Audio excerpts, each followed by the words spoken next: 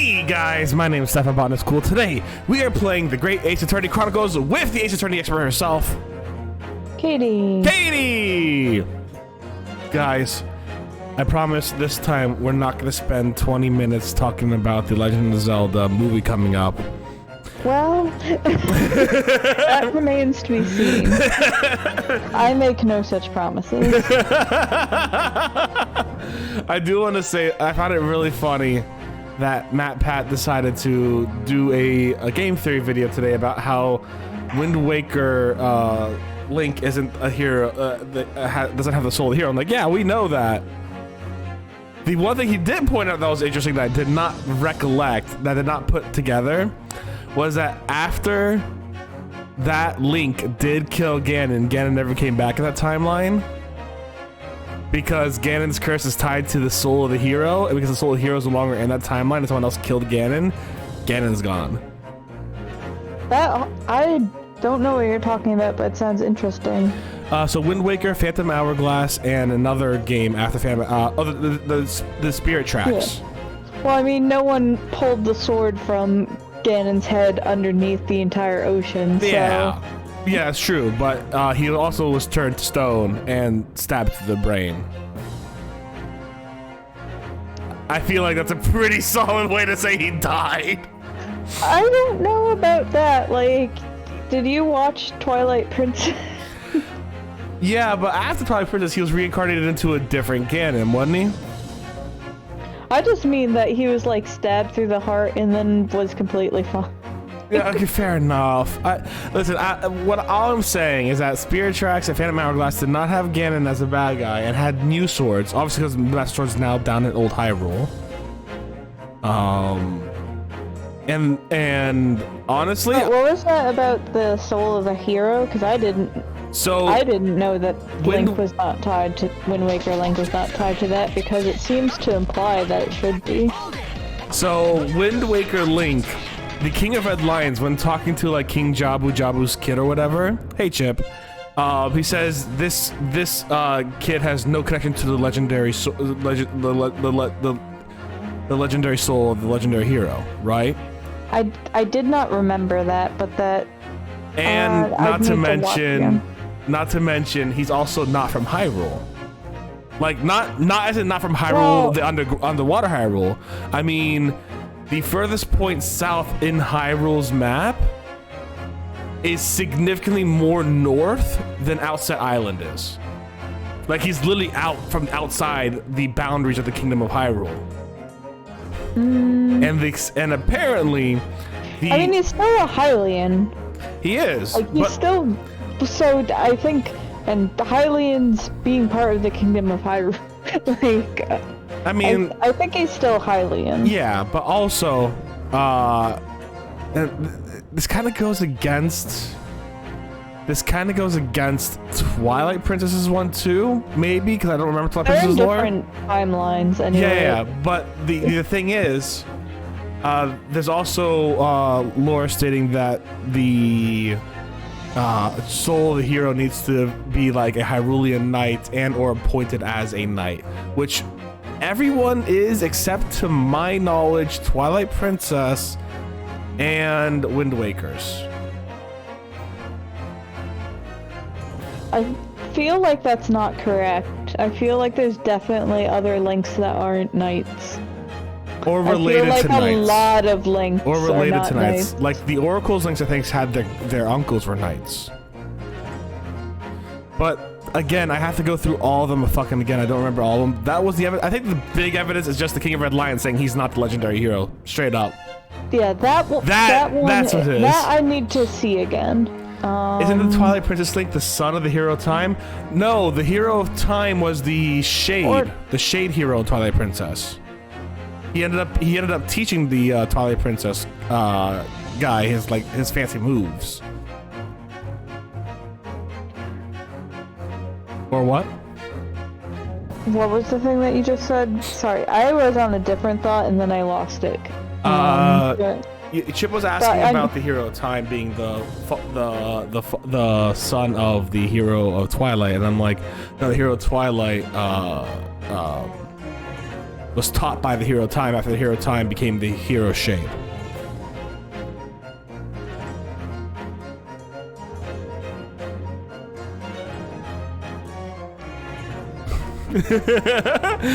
Yeah. No. Yeah, because it's implied that the one that teaches you is the Ocarina of Time one. Sorry. Don't apologize.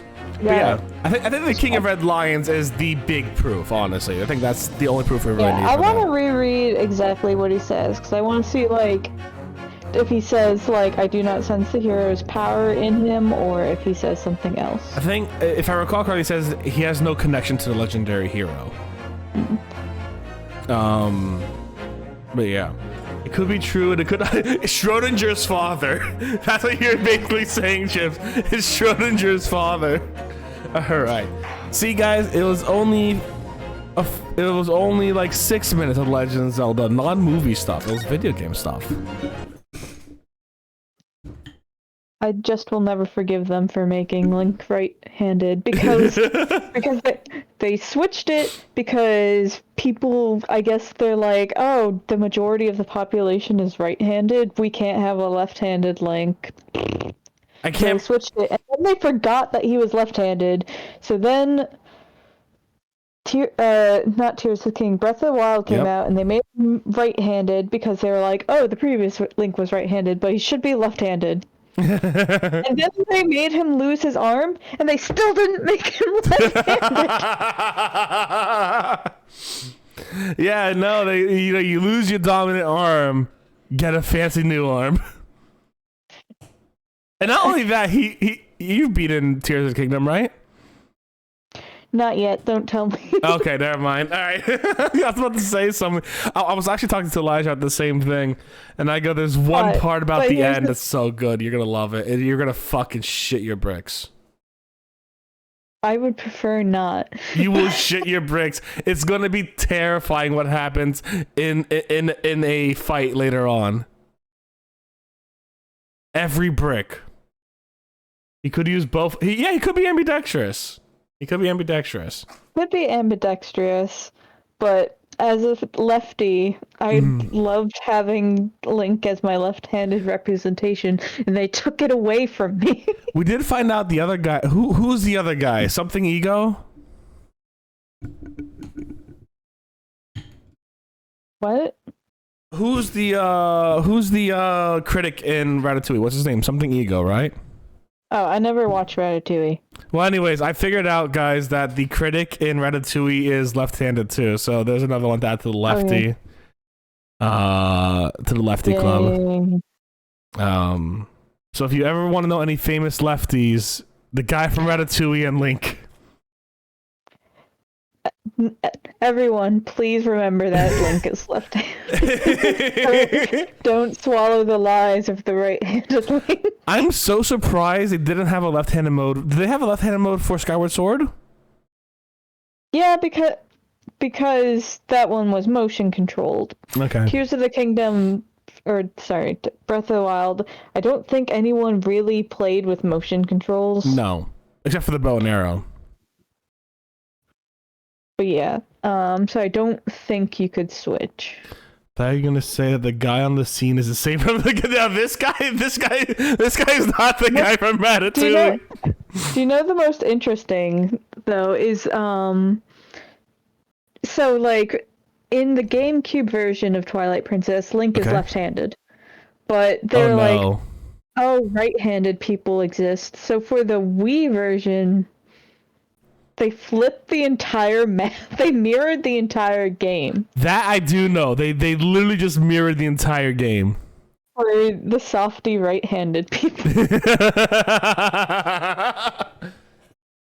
Who are your top 3 favorite left-hand reps in all of pop media? Link, and Link. Okay, well. I think. Okay. Well, you know what? I made it too easy. To put it simply, Link.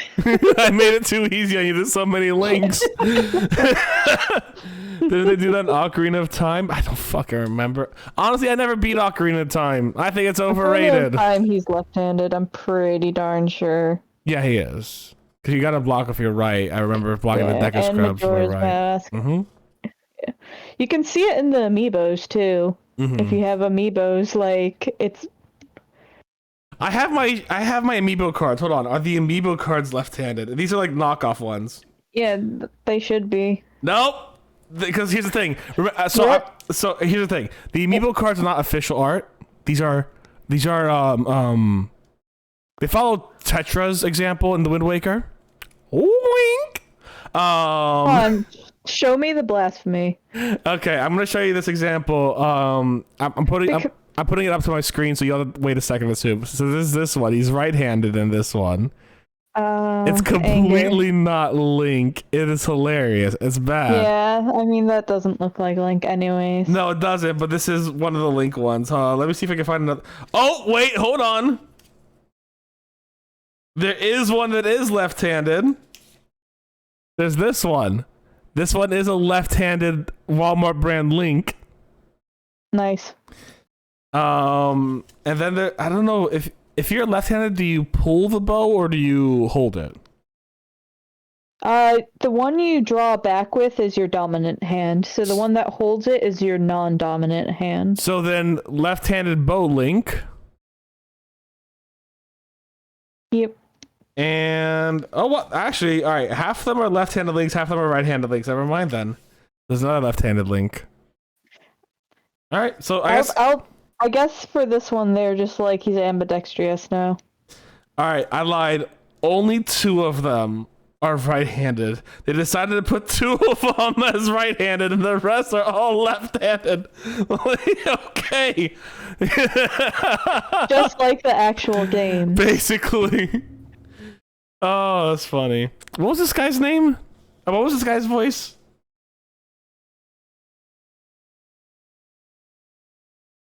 I don't know, man. I want to punch him, though. I do. I don't like him.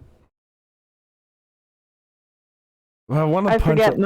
I forget the voice I did, so... I'm gonna tell you the truth, though. Little Red Riding Hood over there does look like she'd murder you. Yeah, she does have those vibes. She has the vibe that she has a knife hidden underneath her Little Red Riding Hood and is going to stab you, and that's how her Little Red Riding Hood became red. That's not red enough. Is that a riding hood? Wait, hold on. Are there specifically hoods for people who ride horses? Is that why she's called Little Red Riding Hood? She's wearing a hood for riding? I have no idea. Cracks knuckles, I'll say exactly. Okay.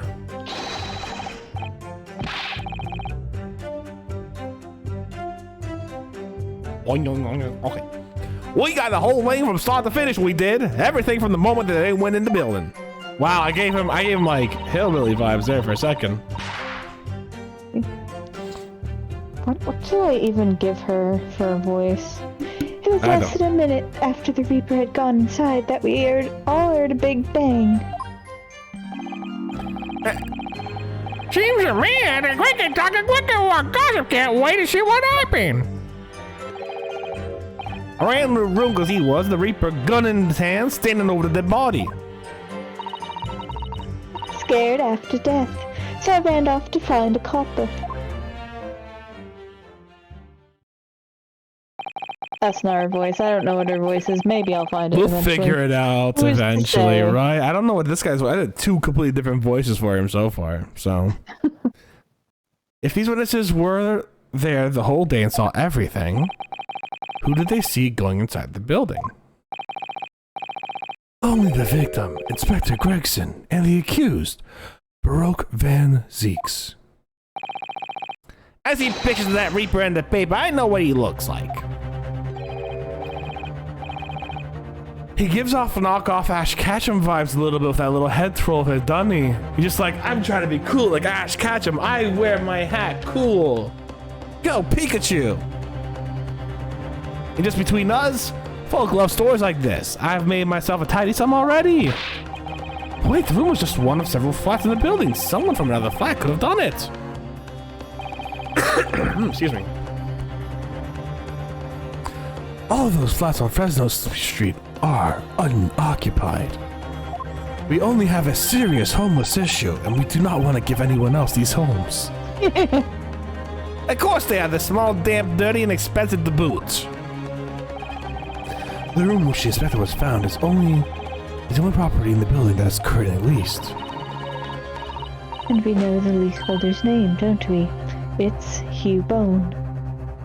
Trying to get the joke. Huge bone? Like, you know, like you're throwing someone a bone, maybe? Like, I'm giving you this clue? And we know Inspector Gregson. I don't know what the pun here is. Because I can't even tell whether it's, oh my god, I just googled it. What is it? It's another The Adventures of Sherlock Holmes reference. God damn it. From the... I don't want to tell you what story it's from. Hold on, I'm gonna take a guess. It's from The Hounds of Baskerville. No. No. I could tell you, but I don't think I am. Okay. I don't think I'm gonna tell you yet. Yeah. Okay. It might be a spoiler. Okay, sure.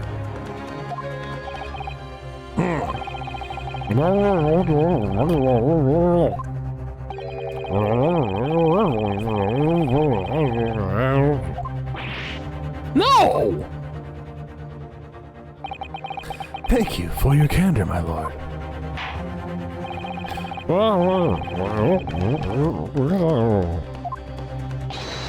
Yes, my lord. In a closed court like this, without a jury, the judge is the only person whose opinion matters. I have to break down this testimony somehow, and definitely within one courtroom sitting.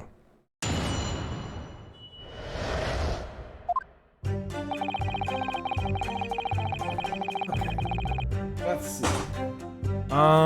We're gonna press it. When you say they, who do you mean exactly? Inspector Gregson and the defendant, Lord Van Zeeks? Suppose so. Like of us don't know the names of the high and mighty. What's wrong with his neck? I'll tell you one thing, it was the old Reaper that went in last, that's for sure and certain. Just behind you, Inspector Gregson? Did they arrive at the same time as each other? No, not at all. The first fellow must have gone inside, done a good 15 minutes before you heard the gunshot. Victim arrived 15 minutes before? Are you sure about that? Am I sure? I am sure. Am I sure? Does it seem like that forgotten fellow with bright red hair like that does it? Yeah, his hair was really red, weren't it? Redder than my flaming fireworks, even. Here's what's gonna happen. I can see this already. What's gonna happen? We're gonna present evidence that Gregson is not redheaded. And then Cosmo is gonna be like, yeah, he had a wig on. Actually, you don't. He had a wig on, and everyone's like, we know he had a wig on, but fuck you. Look at her wiggling. Can she stop? The wiggling's nowhere near as bad as what's his name though? Shamsu? Yeah. The wiggling's just kind of like annoying. Oh no, it's very funny, but it's just like, ma'am.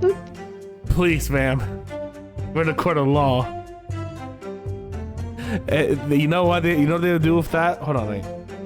Yeah, see, that. If they gave that to April May. Yeah, it would be something that she had, for sure. They would give that exact one to April May. This dude's like a fucking chihuahua. Okay. He is. He's a fucking chihuahua. This violent shaking. It's like that chihuahua was meek. Like chihuahuas, they shake like that, but also they think they have like the biggest Napoleon complex. They do. They do.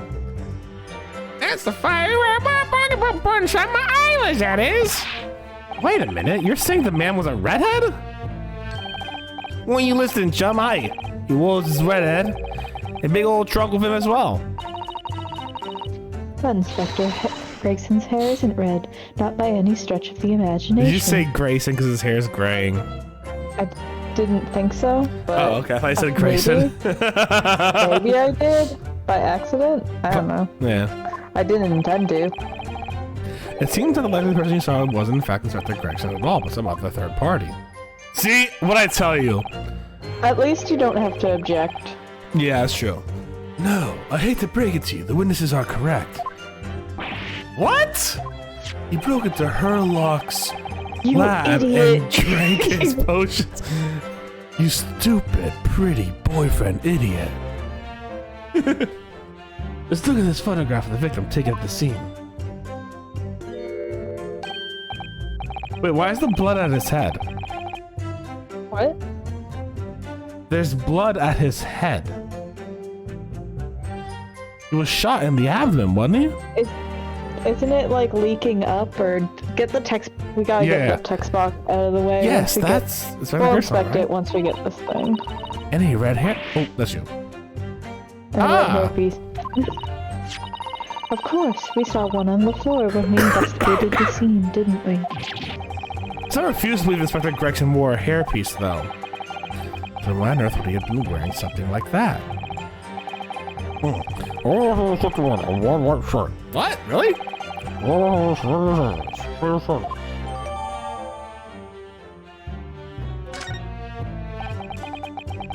What's become of the trunk that red-headed victim was supposedly carrying? Don't care. Oh, okay, fair enough. Yeah, it's a lot more. Oh my god, this is kind of really hitting that he's fucking dead. Damn, I'm sad. I liked Gregson. I really liked Gregson. And they murdered him. Also, how is he gonna fool anyone with his fucking like red, with graying mustache, his browning graying mustache, and them lamb chomps on his fucking face? You know what I'm saying?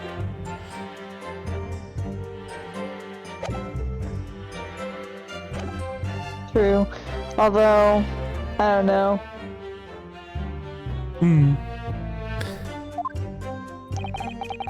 I was informed that no trunk was found at the scene.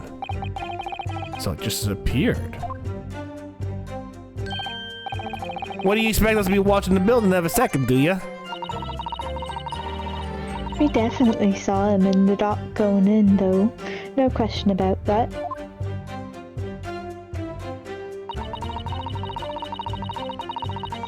Hold it! By which presumably you mean the gunshot.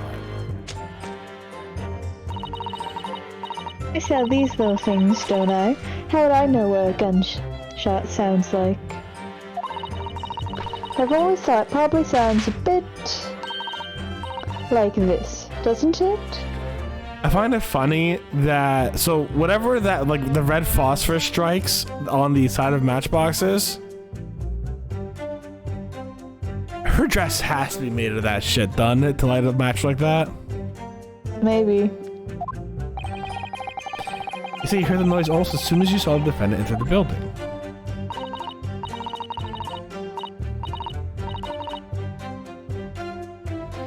That's right. It was almost straight away. Bang, it went, just like that. Well, he's a Reaper, isn't he? That's what the French call a fait accompli. A fait accompli. When the Reaper's around, people are going in the ground. I mean, that's what he does, isn't it? I think I got the message. The Reaper couldn't allow the Inspector to live after he discovered his secret hideout. There could be no clear motive for the crime.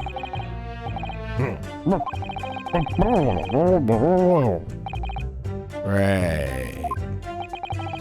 And at that point, you ran inside, is that correct?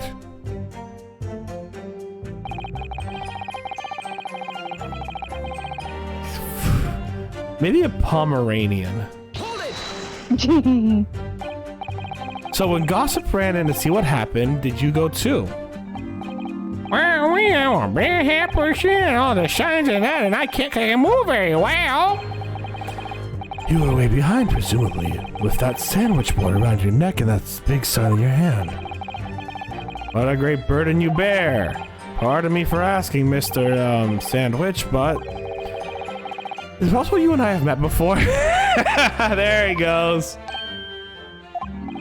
I'm I'm not anybody me. The signs are what make me who I am. I sign, therefore I am. So you weren't employed as an omnibus driver just under a year ago then? Gotta shake it even more. Holy shit. This dude's about to fucking explode. I might be mistaken, but I believe his trembling has intensified, Mr. Naruhodo. Yes, I agree. He's clearly been through a lot. Alright. Alright, Beppo's the murderer. That's it. Has to be it. He wouldn't be trembling otherwise.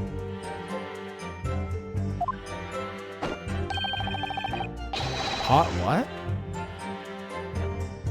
Burn out of King Irish Street and Black Window where his arms is just there.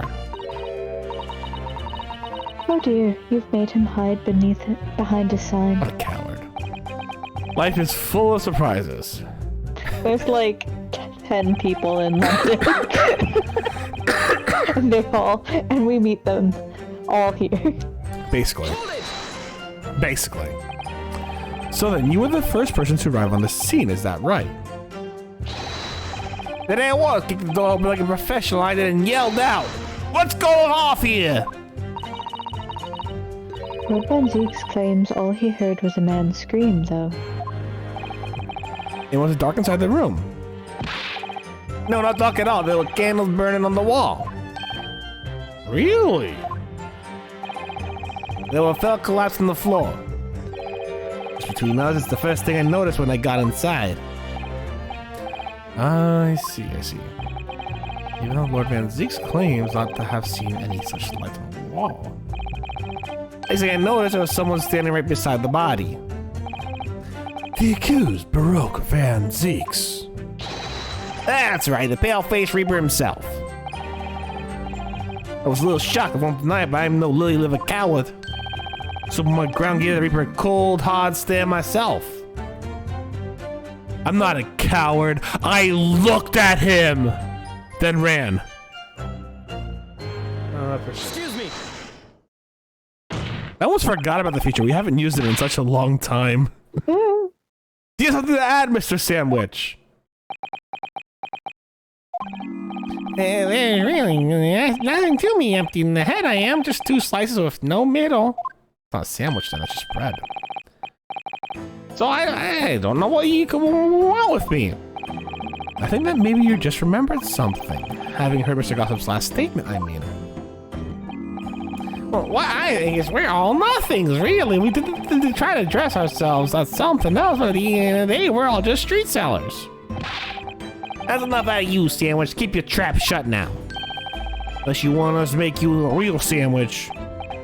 Well, when he saw the Reaper, he fell clean over his backside. That's it? Oh, you rum beggar. I told you to keep that secret. He screamed, he did. Scream and scramble off of all 4s. That's all I wanted to say. Mr. Gossip, is this true? The floor was dead slippery, that's why. So you committed perjury. That doesn't mean anything. Perjury is not real. Planted my head in the filthy pool of blood, didn't I? Yuck. What? A pool of blood? Listen here, even when I was sprawled on the floor. So I kept giving the Reaper a cool hard stare. Won't you forget it? Just go back a little. Did you say you got blood on your hand? Did I?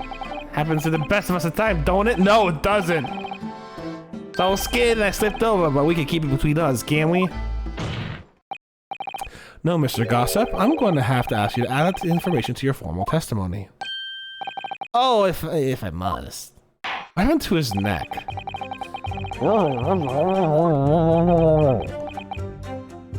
Fuck.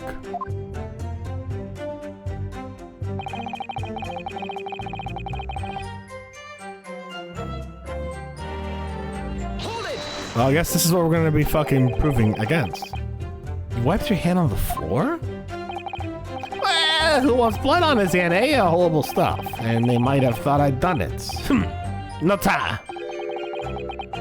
You don't think that might be a problem? Does it really matter if I left a few grubby handprints on the floor? They get cleaned up at the end, won't they? Ooh, wait a minute. Wait a minute. I recall correctly. There we go. Look at that. Look at that.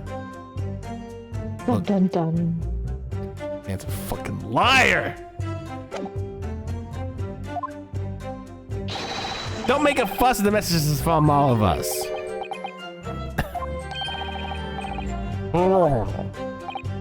No, my lord. I didn't remember anything in the report about a bloody handprint on the floor. That's all. Don't come at me with all that. You can't intimidate me. That's what I did. I wiped it off on the floor of the blood. I wonder, could there be a piece of evidence that proves that wrong? Mr. Naruhodo.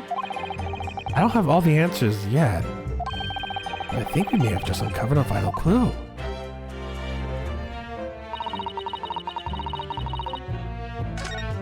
We'll save Katie the having a look at the hip wagons.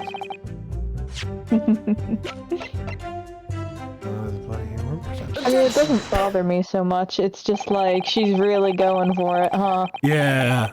Yeah. So you wiped the blood from your hand onto the floor of the room. Are you quite sure about that? Well, what else you should me have done, eh? Hey, does it really matter? Objection! The police found no such handprint on the floor during their investigation. What exactly is the defense asserting? Shut up, Kazuma! I'm in the middle of talking. This is my job now! I speak good now. I true defense lawyer, and I speak good now. If you listen, you'll find out. Prosecutor Asogi. Fucking dumped on! God damn, he took you down to town, Kazuma! Certainly there were no bloody handprints found. On the floor? What are you trying to say? There was a handprint and blood left very clearly at the scene. On the back of this notice board.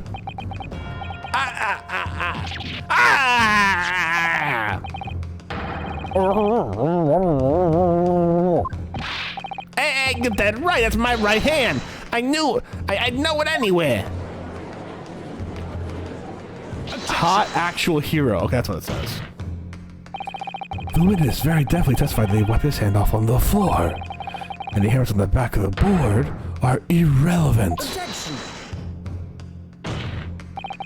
Not if the board itself had fallen over onto the floor. In that case, it's quite possible for the witness's handprint to have ended up there. Just look at the floor plan of the room. The notice board was in the opposite corner of the room of the victim and in an upright position. If that had somehow been toppled as it was lying on the floor at the time, it would have been a considerable distance from the body.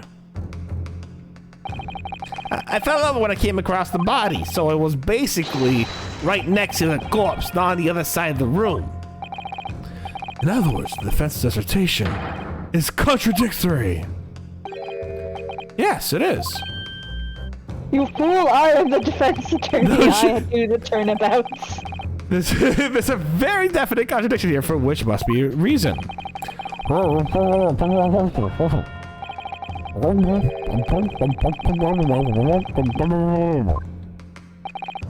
have, my lord. Fuck! Explained by... Another handprint. I don't remember another handprint. Hold on. I gotta check every piece of evidence again. Is there a handprint here? There's some testimony that was given earlier that I don't know if you'd remember since it was last week, that could help explain what theory you're supposed to be formulating, but I don't know if I want to say it. Alright, sounds good. Give me a second. Let me think about it.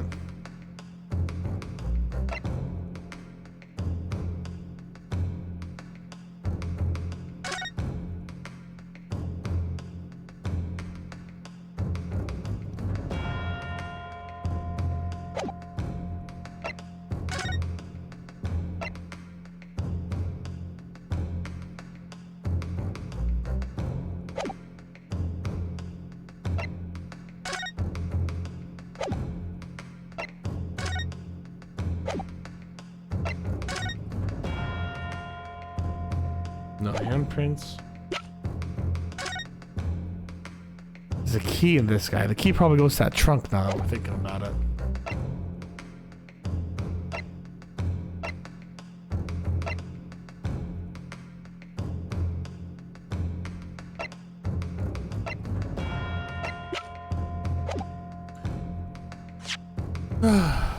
Time to save scum. Okay, here's my theory. I'm going to explain my theories, all right?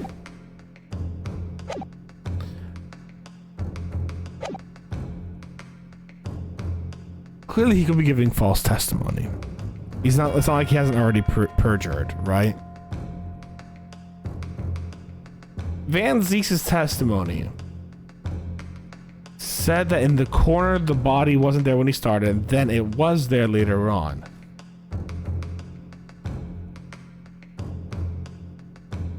Personally, my guess is the board moved.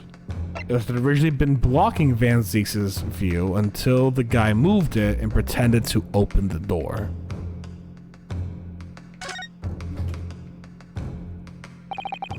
The real contradiction here is the hand isn't not the hand itself. The real contradiction here is the handprint itself, not where it's found. As the court can see, it's upside down. What does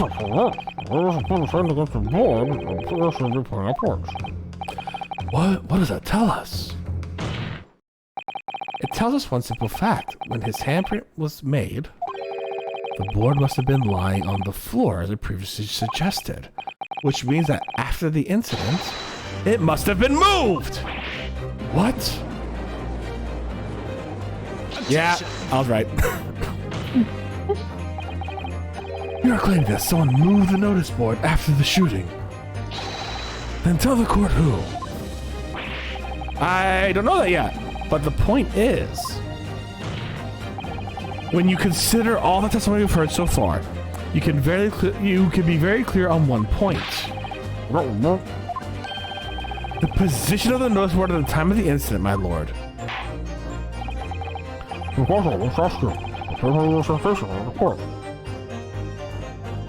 Fuck.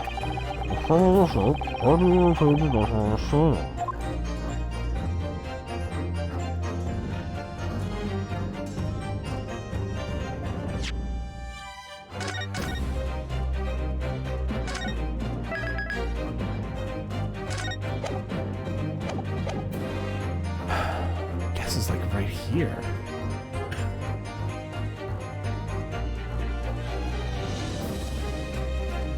God, I hate these specific ones. It's just like, where is it? Who fucking knows, I guess. It's on the ground.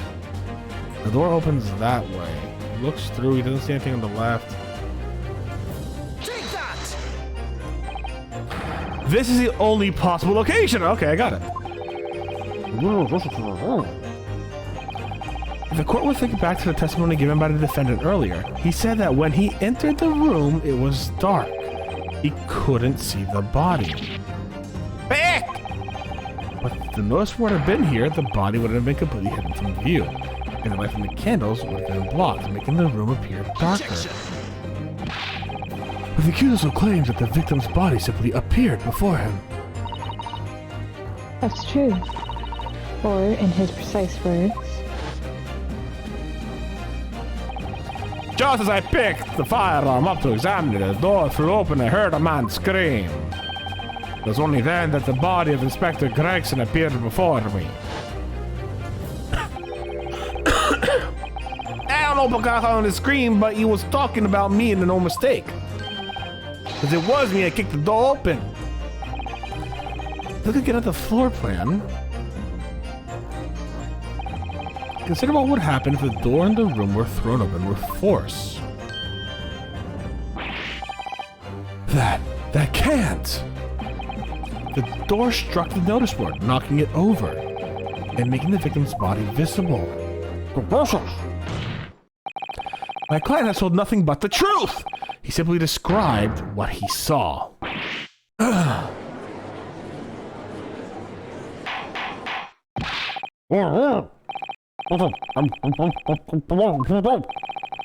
After the incident, someone must have righted the board and moved it into the position where the police, myself, and my colleagues saw it when investigating the room. Colleague being Herlock. Well, what? Me, my lord. Oh fuck! I gave him the wrong voice. Hit a bird. You and your fellows were there at the scene before anyone else. It goes without saying that you must know something about the position of the notice board.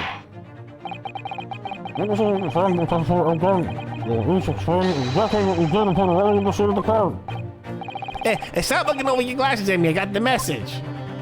It's only like he's super panicky. Totally what an innocent guy would do, right? I don't know, man. Being in court must be stressful. It's not look at him though. Dude's turning himself into like a spaghetti. Hands sweaty, palm sweaty, mom spaghetti. I don't know anything. I don't know if there's no notice board. Just wipe my hand on it. That's all. Well, don't look at me. I haven't got a clue about it. I was doing business with some second years at the time. I don't know anything about anything. I'm just a bystander. Me just a shine at the crossroad of life. It was a rebuy, but he got a face that screams bored. I can't see how this changes anything. Anyway, the detective still died when we heard a gunshot.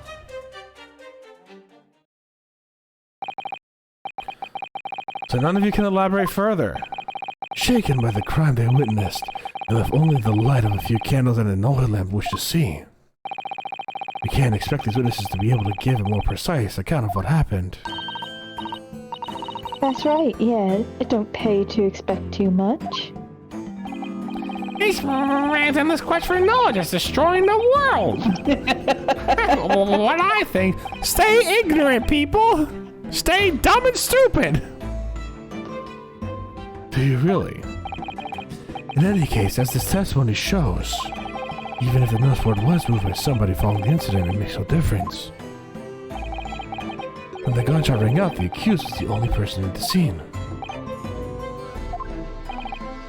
In short, the only person who could possibly have committed the crime is Baroque Van Zeeks. None of this wrangling of the board changes that simple fact.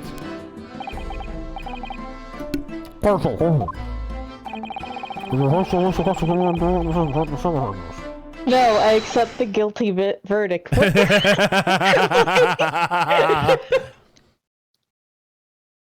I mean, hey, if the death of McGinnis, it'd be a little easier on us a little bit. Oh, the board doesn't matter? Damn it. My entire case. Oh well. Guilty. I think we're gonna get Beppo spitting some wild facts.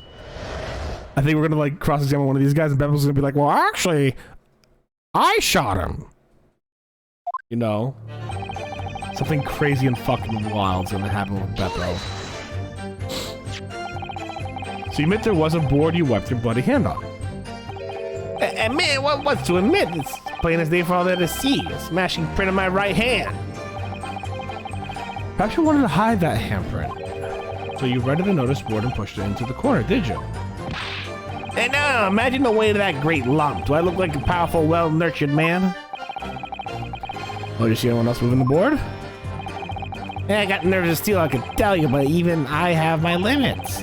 There was a body in the floor in front of me, and the Grim Reaper himself standing over it. There was precious little light inside either. Bottom lip was all a quiver. That could be the infection, my dude. In other words, the witness was unable to give definite testimony on that point.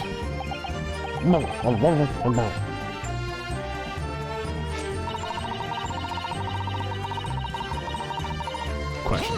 The second years also seem kind of important. You say you're doing business with them, do you mean selling them fireworks?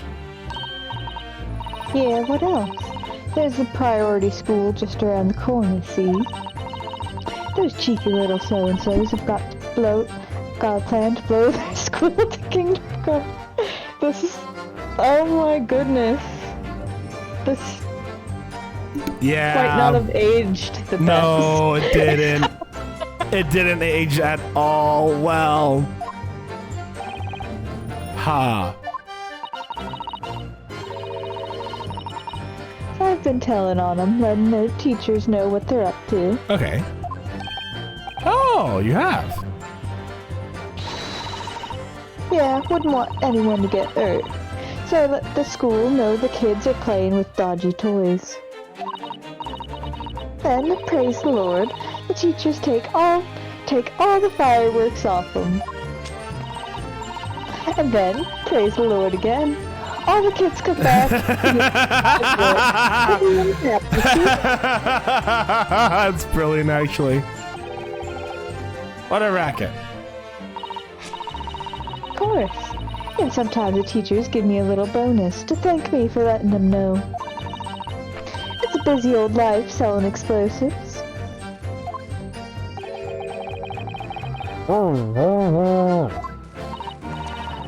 Don't kiss him when you're... And bareface life is kind of my thing, really. I'm ever so good at it. Tony Penn was gonna come in for some truths. Excuse me. Something wrong, Mr. Sandwich. If I said there was, could I just leave it at that? Would that be the end of it? No. Did Miss Venus's statement just bring something to the front of the mind, perhaps?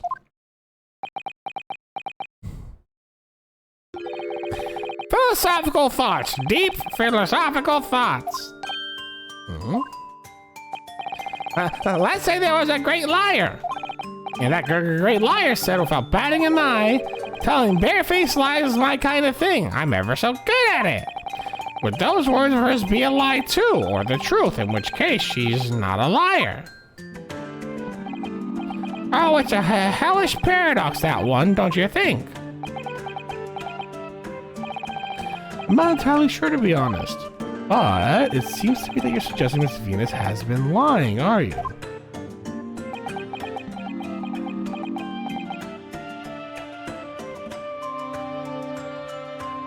His nose looks like it's been grilled.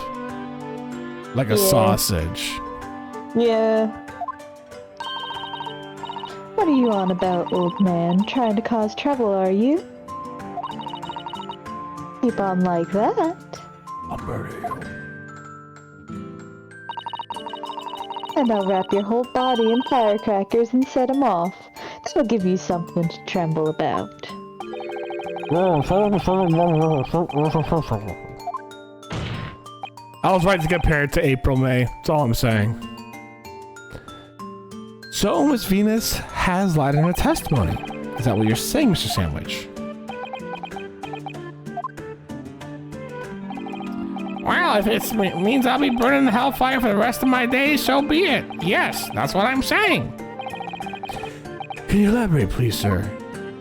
We will not press charges for perjury, don't worry. I mean, he's not doing perjury.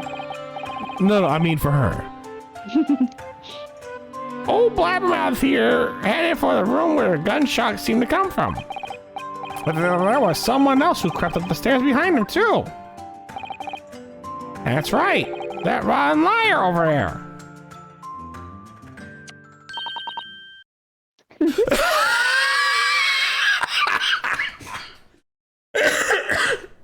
Holy shit. You good?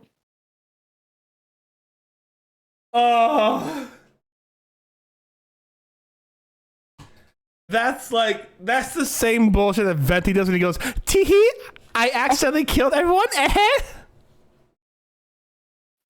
I destroyed a despotic dictator over in Mondstadt.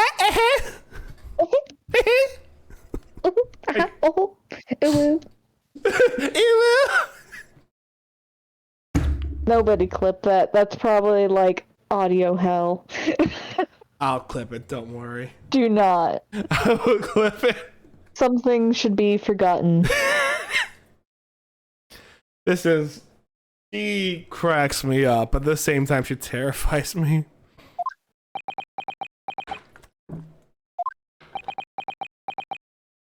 Kazuma, my dude, do you realize that in this world, the defense attorneys have all the power if they're smart enough? Like, everyone in every case lies. Have you not seen the future, Kazuma?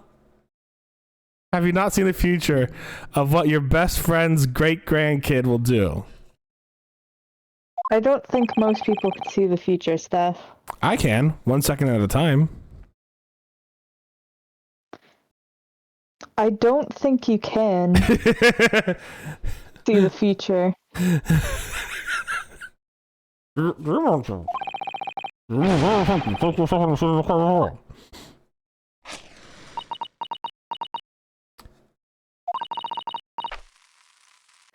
What did I tell you, eh?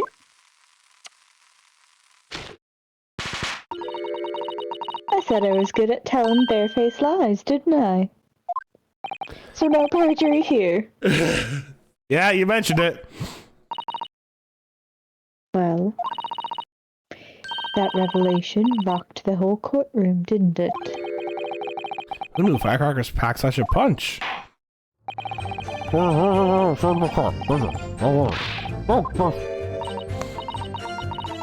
now you come to mention it. I suppose, perhaps, I do clearly remember climbing the stairs to the room, yeah. Either you clearly remember it or you don't. Oh shit! Let's go! The one person to get perjury! Let's go, guys! We fucking did it! Listen, guys. It's been 4.5 games of Ace Attorney. Over 100 episodes, I believe. Or around 100 episodes on YouTube. And we finally got perjury on the fucking docket, baby. Let's go! This is a win for all defense attorneys. They're gonna... You know she's just gonna give him a firecracker, though, and he'll be like, alright, good. He'll have fun playing with it later on. Like a cat or something. I'm sure that this perjury this perjury case in the future is going to have long-standing meaningful effects for everything to come.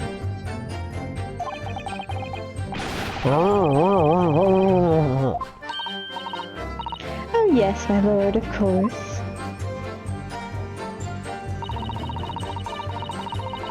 Maybe I did sneak along behind gossip and have a little peek into the room where it all happened. What do you mean, maybe? You know, the girl's gotta have her secret. No! You make a habit of lying, do you, Miss Venus? Well, I suppose so. I don't really know, to be fair. Okay. If you want my advice, though, I take everything I say with a big pinch of salt. Okay. I'm a pathological liar. Or am I? Schrodinger's liar. Alright, but did you in fact go to the room where the victim was killed on the day in question, didn't you? Oh, please, as if I would. I can't think of anything more terrifying. The truth, please. Well, alright, just a bit then. He's so sick of this already. He's just kind of like, I see how fucking Ryunosuke won all these. Everyone's a fucking idiot except for him. I mean, a girl my age is curious about stuff, you know?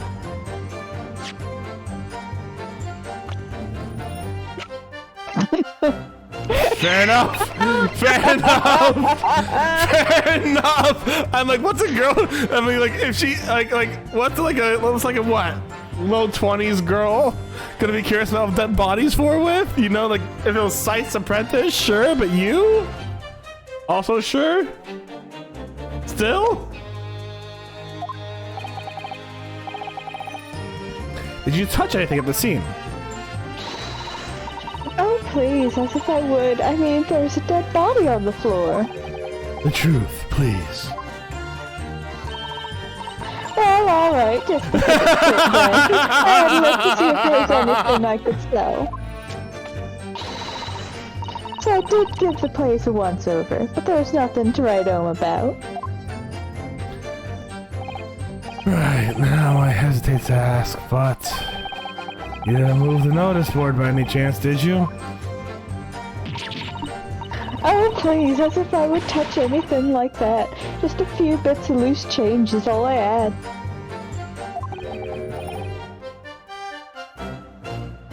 The truth, please.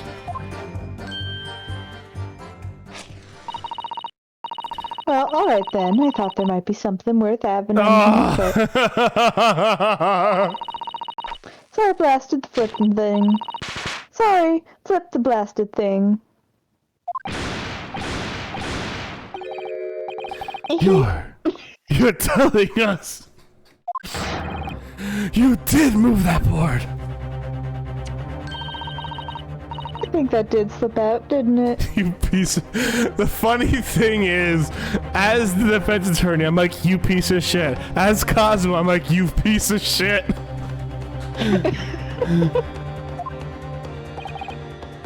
What? You daft bowpot! I don't believe it! The girl doesn't think! So did you find anything then? Something that you might have taken, perhaps, to sell? Oh please, I should be so lucky. The truth now. I found this old pocket watch under the notice board, I swear to fucking God. Just after she says anything, Cosmo just come and say the truth now. At least he's saying that. I know. Like, to his own detriment, he is saying that. Oh, missed what she said, whatever. Someone's screaming now. I don't know, she said. But better junk like this can't be worth much if you ask. I think I know who this is. I think it's you. I think it's Gina who recognizes her boss's old pocket watch. Alright, let me see how to do a Cockney scream. God help me. Ah! That's not at all. I got it! Let's go! Hey, you got it! And I didn't even remember. So it was you, was it? You're the one who took... You're the one what took... Yeah. Sorry, go on. You're the one what took it. Gina! That watch there. That was a present to Inspector Gregson from the yard for the big case he solved 10 years ago. The professor case, no doubt. Ross used to wind it up and everything without fail when he was waiting for his grub to come at the pub. I see. I swiped it off him once, and blimey, he was upset. He gave me a right earful. Said he hadn't missed a day in the last 10 years, polishing it and winding it. It meant the world to him, that watch did. Possibly not the best thing to go diving for, then. It's not all that, though. I took it to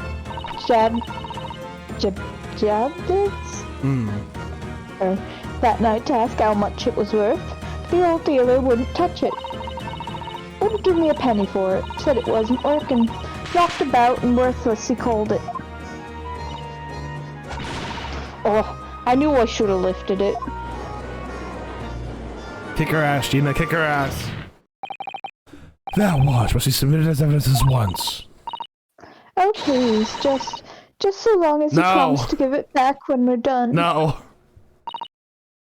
No chance. I'll swipe it from you if you try to get your grubby mitts on it again. Now, children, watch your manners. More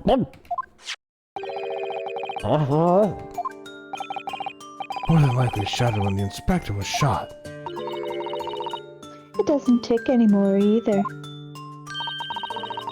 Which is why Jabez didn't want it. What a waste, eh?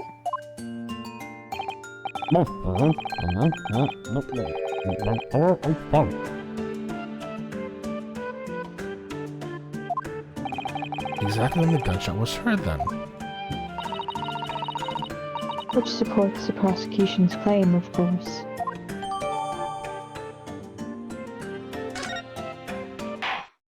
Well, you know what our job is now. Guilty. Yeah. Okay, let's see. Is there a hole? There's a hole. We gotta stick something inside this hole. There's a tiny keyhole there. Can you see it?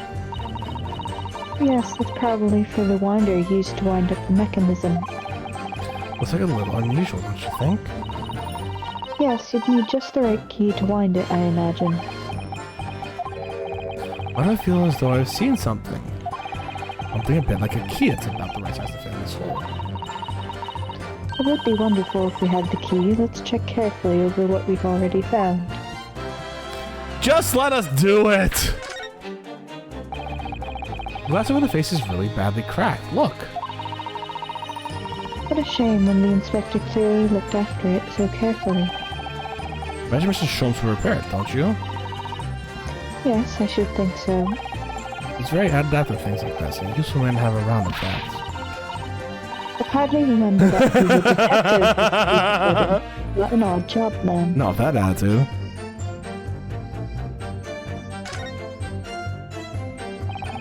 There's a tiny little stub sticking out from the small hole here, look.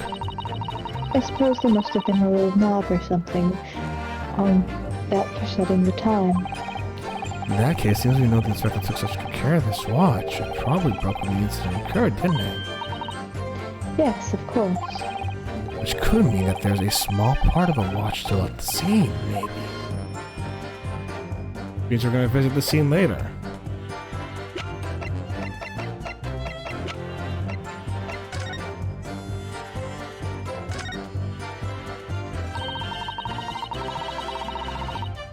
We've done that part. Yeah. Done that part. That part. That part.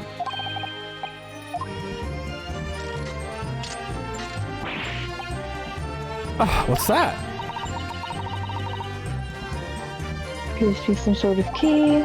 But it's tiny though. Can't be keep going on that size, so what is this I wonder for? Oh, come on. Just... Mr. Sato, do you think this perhaps is key? Could be the key for the Inspector Greggson's watch. Oh yes, it could be. Let's try it at once. There's not a moment to lose.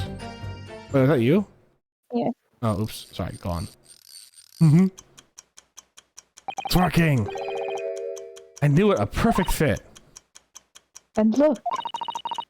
The inspector's watch has started going again. So it's obviously just not been wound up, that's all. What is it, Mrs. Sato? Well, if the watch isn't actually broken after all... That means it wasn't shot. I have a feeling it could have profound implications. Just even thought now. Perhaps I better start thinking deeply too.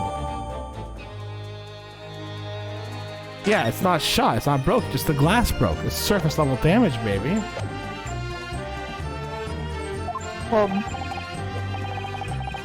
What? No, I had something in my throat, sorry. Oh, okay. I thought I said no, but, and I'm like, oh, okay. And as predicted, there's very little bearing on the case. Now then, continue.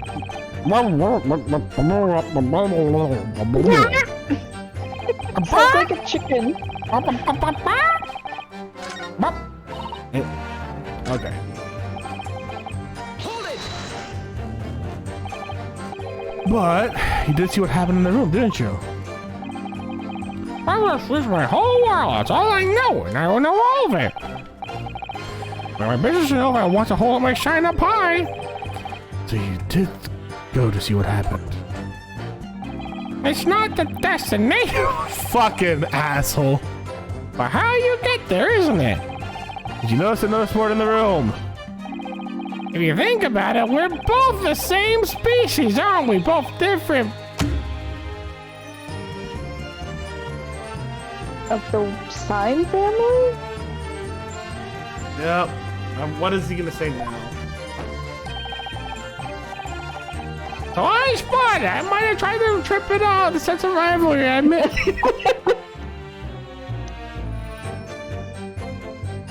So, Wild. let me understand what's going on here. You knocked down the board. Mr. Lip Guy put his hand on the board, and Miss Firecracker righted the board. I thought it was knocked down because the door was opened forcefully. But he also said he tried to trip it up. I don't. Oh, what's happening? Oh, excuse me. I'm going to tell you that Homo sapiens are not Homo simians. Does that mean you didn't notice the board? Sorry, that's funny. I can only repeat what I said before. I don't know anything about anything. I'm just a bystander, me, just a sign of the cross for the life.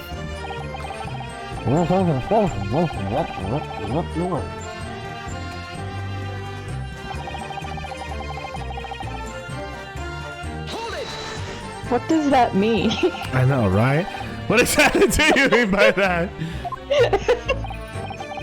Oh, come on now, don't tell us you hadn't noticed. He looks like he hates everything in the world, that fella. Not noticeable. You know, the one thing he likes is seeing his eyes. Fuck. Can't say I ever noticed.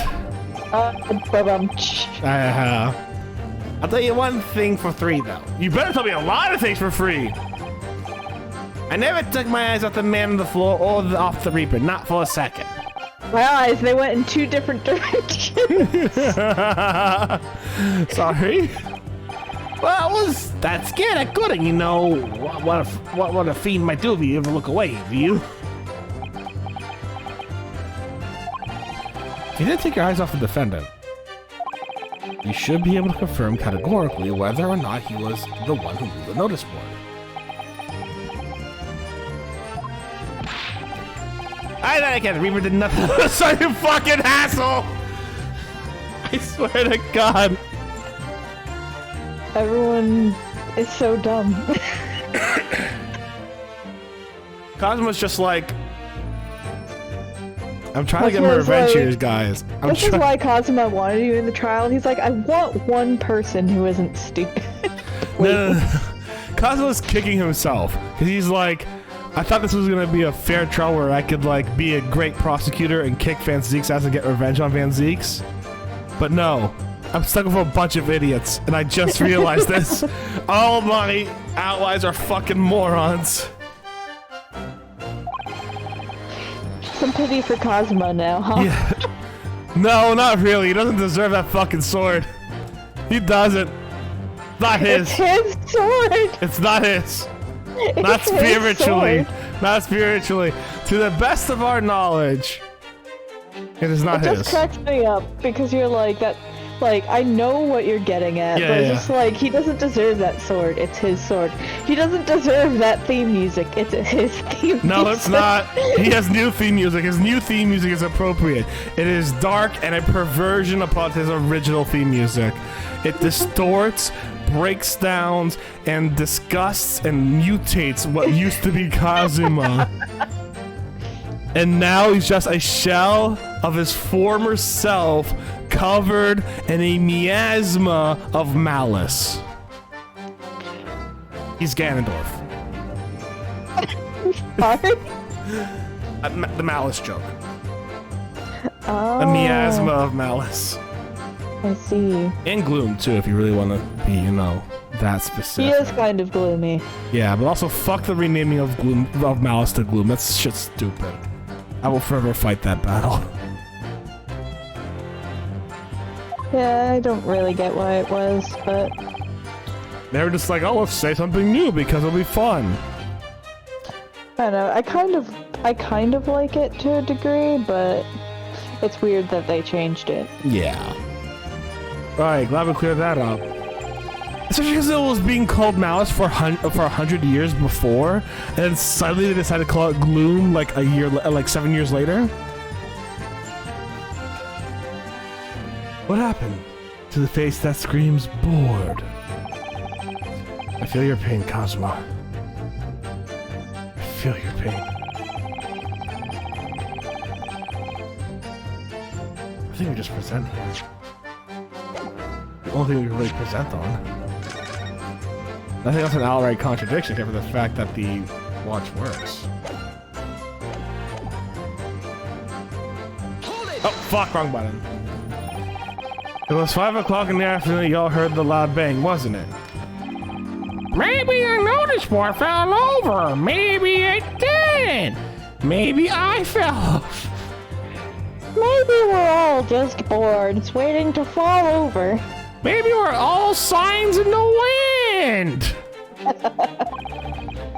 But the Reaper's fate is sealed anyways because I saw it on a sign. So your fate's sealed too because I saw it on a sign. My fate.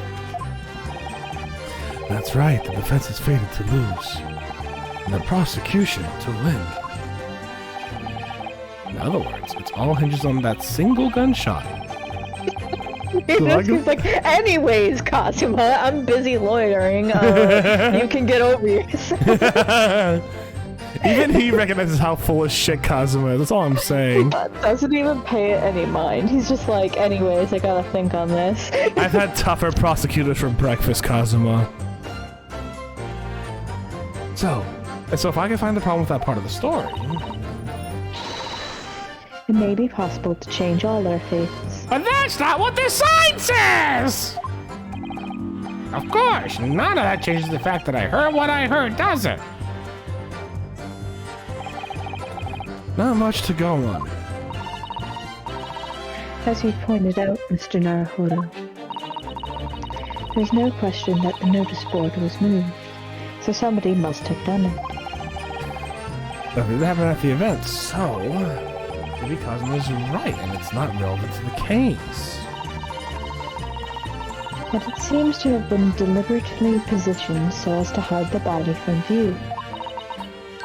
So I feel sure that there's some deeper significance to all of this. Yes, I know what you mean.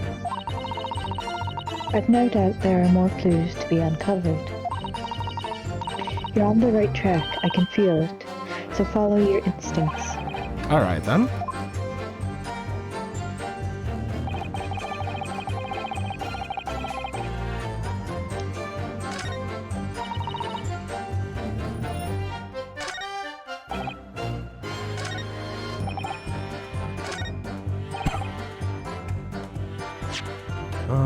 No, I already saved. We're good. Present. Objection. Yeah.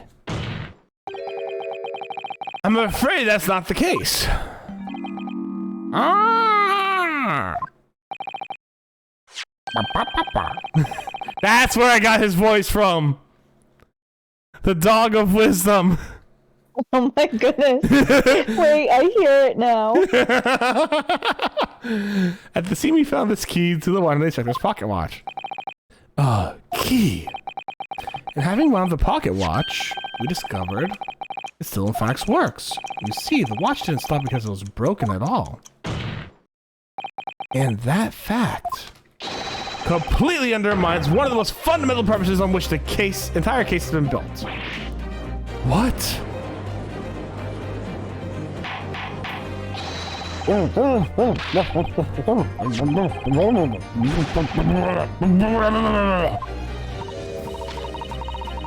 but just when we heard that gunshot. It is exactly the hour. The time that was showing on the watch tells us nothing other than when it was wound down. Merely a coincidence that it happened to be at 5 o'clock. Even if that's true, the three witnesses all here heard the gunshot at 5 o'clock. It was obviously when the crime was committed. No, that doesn't hold. Why not? Recall what Inspector Lestrade said only moments ago. Boss used to wind it up every evening without fail when he was waiting for his grub to come out the pub. He said he hadn't missed a day in the last 10 years, polishing it and winding it.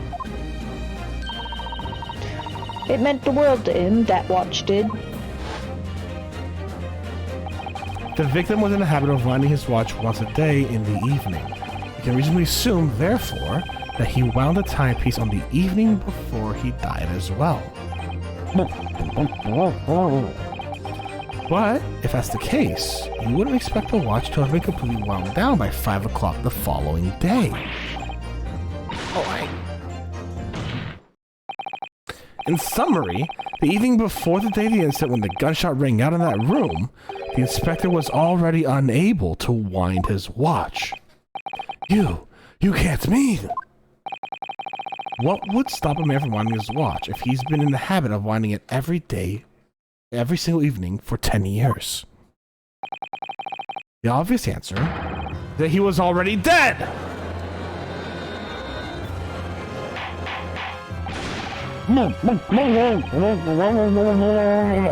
Objection!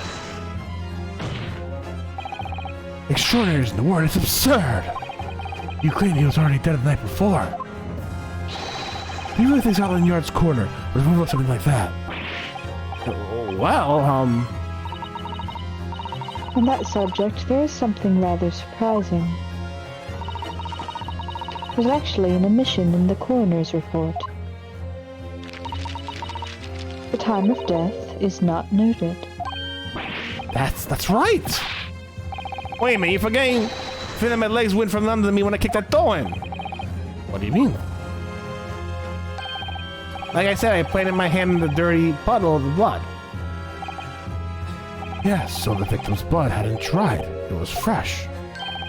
He catches on fast, doesn't he? But the blood could be explained in a number of ways. It could have been put there afterwards. So fresh blood could have been poured over the victim's body after he...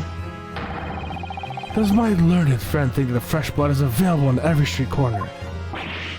Well, maybe. Shit. If it's not human blood. Well... Same thing. Yeah. Well, it needn't necessarily have been human blood, of course. We've been told previously that Scotland Yard has no way to identify blood as human.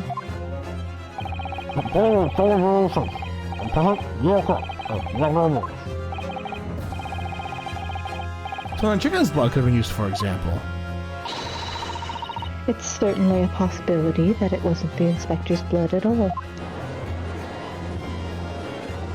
Objection! But the gunshot was at 5 o'clock in the afternoon. That's beyond question. Is it, though? What?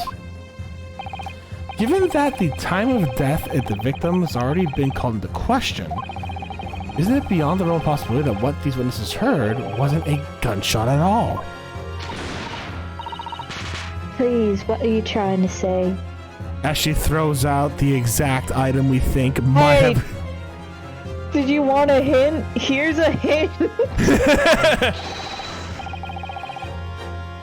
That's last time we heard it. We heard a loud bang that came from that room. Now you listen to me and the hair shows are his livelihood. Francisca, I missed you.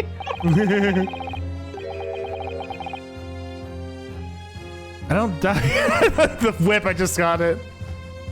I don't doubt you're sure, but all you can state was a certain little loud noise. Noise that sounds like a gunshot could have been made with... Take that!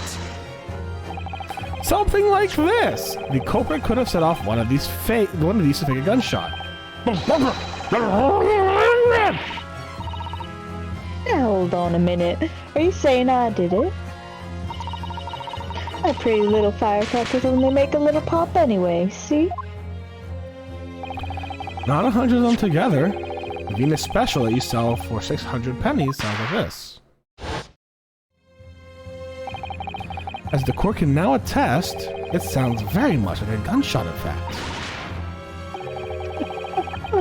You're trying to suggest that somebody set off one of these fireworks off at the scene. I'm suggesting that somebody knew the defendant was in the room at 5 that day and sought to implicate him by creating a sound like a gunshot for these peddlers on Fresno Street to hear. Objection. But even the accused himself testified that he saw no one else in the room at the time. Whether it was a gun or a firecracker, the only person who caused that bang was Baroque Van Zeeks. Look over a match and my fireworks go pop. See? It's why people like them. Objection. Recently, during my time here in Britain, I've learned a lot of very useful inventions indeed. Something called a, time bomb. Yes, a device that allows you to blow up whatever you like, whenever you like. Mr. Naruhodo, I worry that your unfortunate phrasing there may lead to yet another international incident. Ah, no, wait. It's the whenever you like part's important.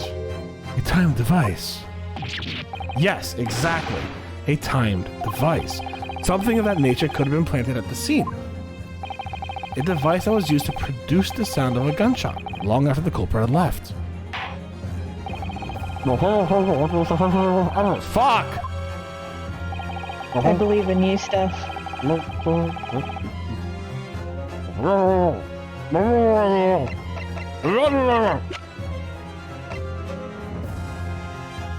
Oh.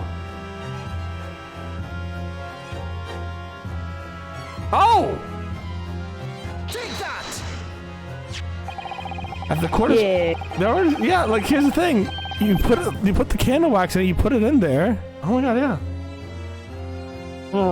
Going off.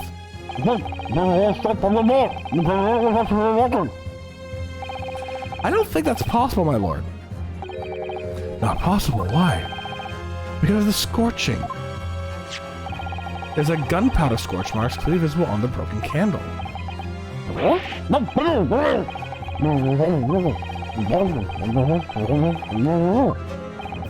That's right, there was. Well, as we heard earlier, scorching like that only occurs when the target is at very close range, a matter of centimeters from the gun.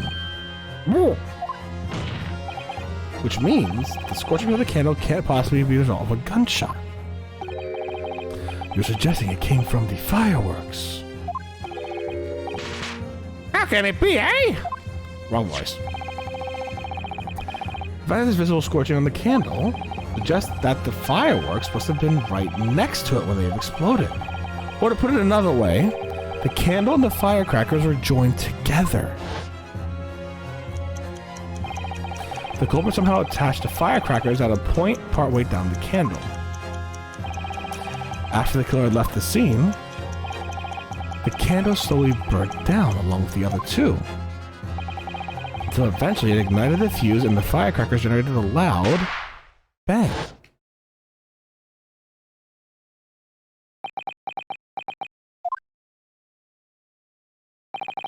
And that is how these three witnesses came to believe they heard a gunshot at 5 o'clock. Whoa.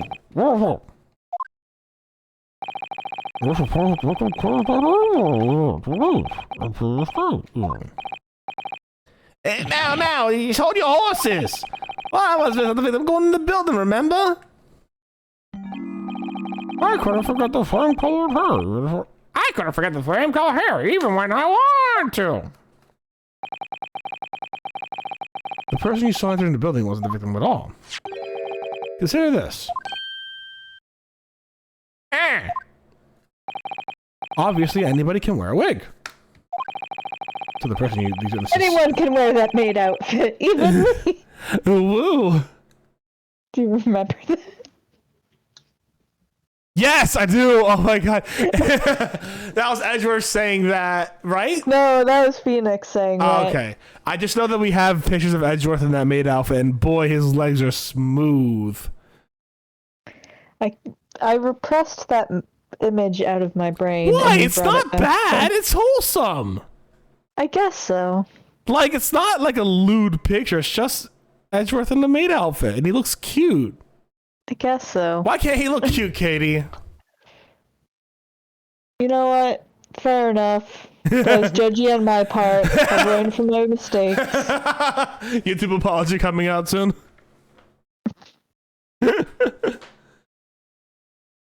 The person that witnesses there 15 minutes before the incident could easily have been someone else entirely wearing a red hairpiece.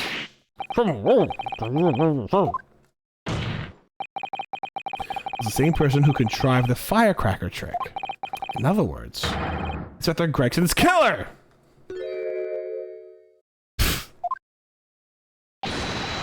Ha ha ha ha ha ha.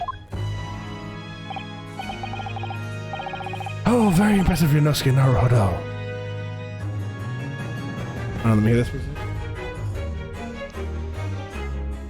It's the perversion of his theme song. Oh my goodness. What? It's so good though. It is good, but still a perversion. Kazuma? I'm really quite amazed you've come this far.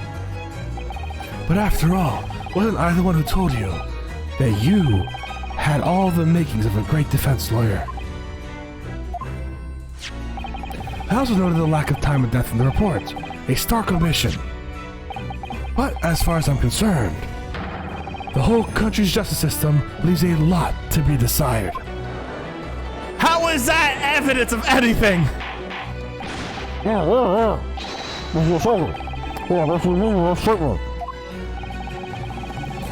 I hear that many of the leading members of Britain's judiciary are present to observe the trial today.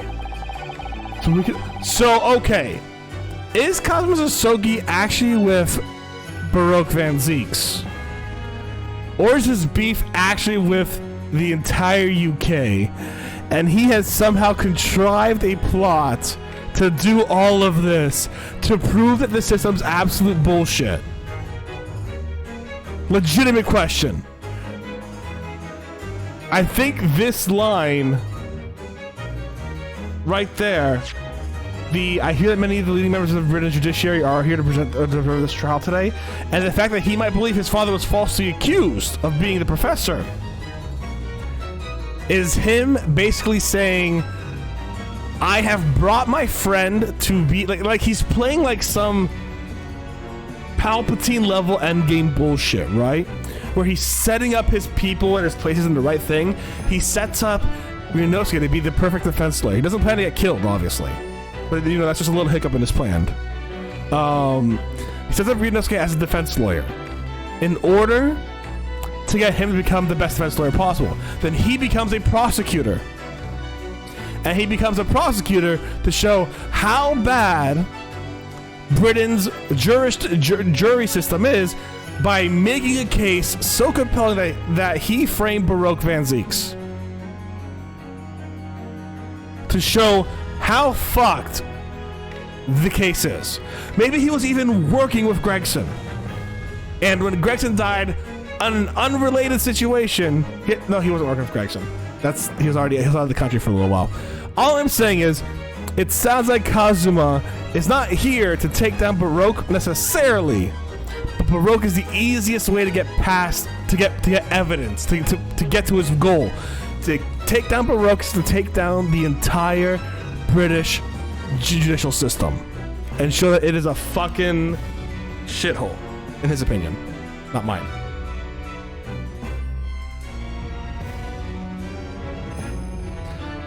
Hey, who's to say?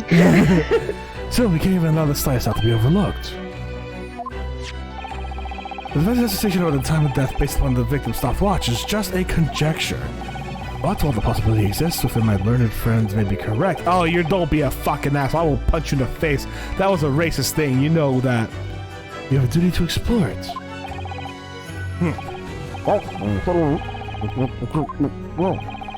And what immediately comes to mind is, of course, what was Inspector Gregson doing and where did he go on the day before the incident? Do you know? The inspector always carried his investigation work alone. His movements were treated as confidential within the Scotland Yard. However, considering the evidence we have been presented with so far, I'd say it's fairly apparent that this case the man was pursuing I'd say it's apparent what case the man was pursuing, wouldn't you, my learned friend? I do have a feeling about what case he might have been investigating. Yes, I agree, surely. My lord, the defense believes it can explain to the courts the case that was being investigated by Inspector Gregson at the time of his death. Fuck.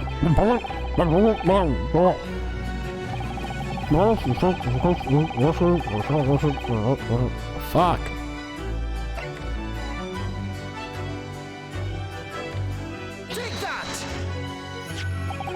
I believe this red headpiece points to the answer. We might assume it was part of the disguise used to carry out an undercover investigation.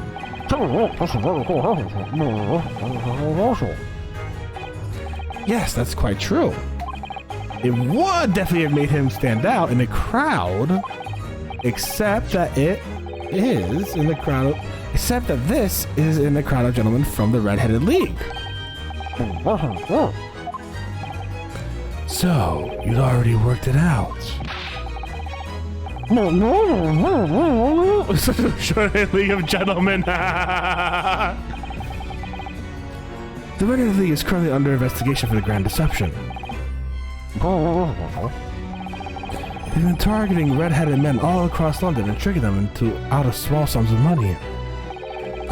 2 of the men were arrested for a misdemeanor only yesterday, in fact. My lord, the defense calls for those 2 men to be summoned at once.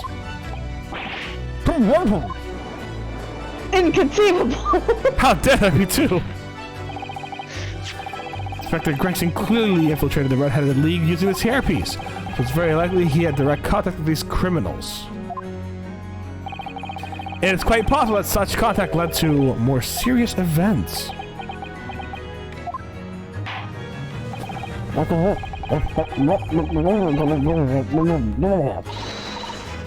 Hold on, Mr. Naruhodo. Oh, it's another possible line of inquiry for us, at least.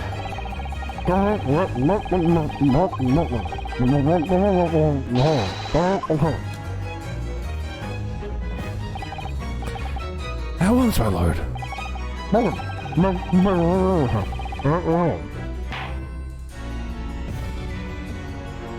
What the fuck were you thinking, bringing the Red-Headed League into this, my learned friend?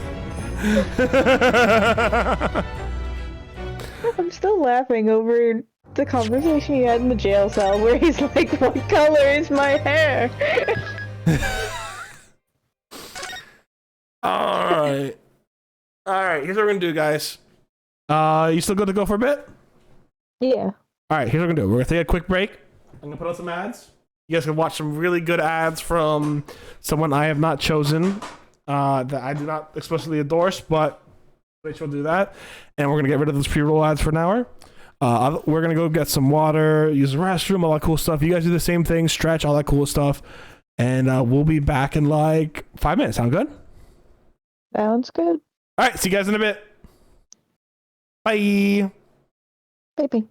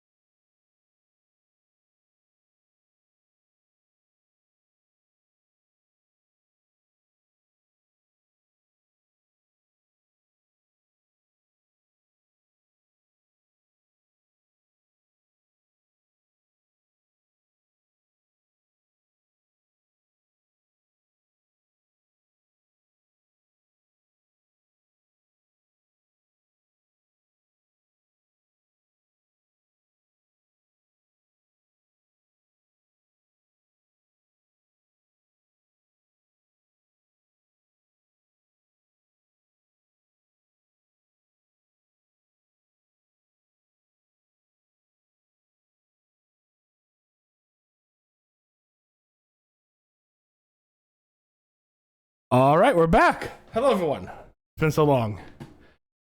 I was just reminded of something on our break. So when we usually go on the break, I got myself a glass of apple cider, and I look through my phone a little bit because, as a millennial, I'm addicted to my phone. I reread part of a comic, hilariously, where Darth Vader, after Order 66, stood in the Jedi Council chamber and said, as the last member of the Jedi Council, I make myself a member. I make myself a master. And I just remembered how fucking extra Anakin Skywalker is to have killed every Jedi Master. And then go to say, because I'm the last surviving member of this council, I will make myself a Jedi Master. I officially give myself that Jedi Master rank. And the funniest shit is, Anakin never got the rank of Master. Darth Vader did. Because the moment Anakin was abandoned by Obi-Wan on Mustafar, he was no longer Anakin Skywalker, he was Darth Vader! And there is like a canonical difference in the Force. So I'm reading this like, Darth Vader made himself a fucking Jedi Master, but Anakin is still at the rank of Jedi Knight. This extra piece of shit, I love him and I hate him.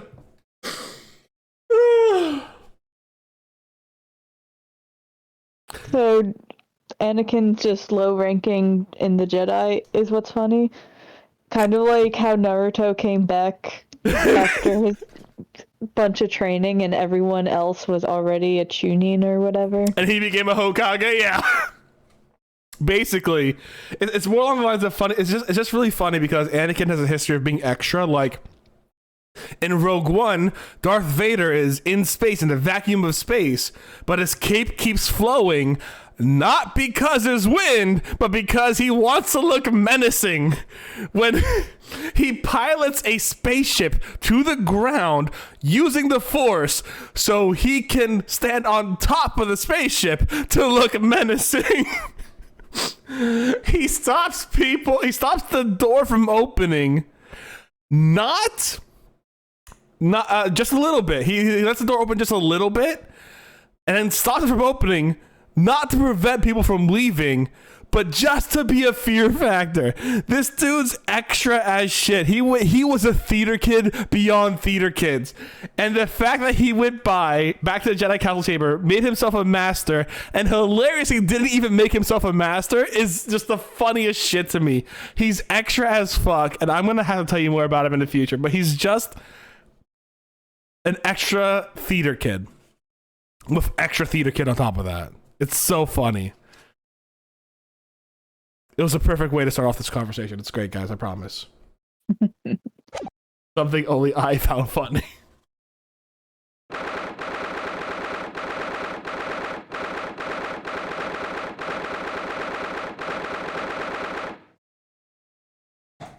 The apple cider is delicious, though.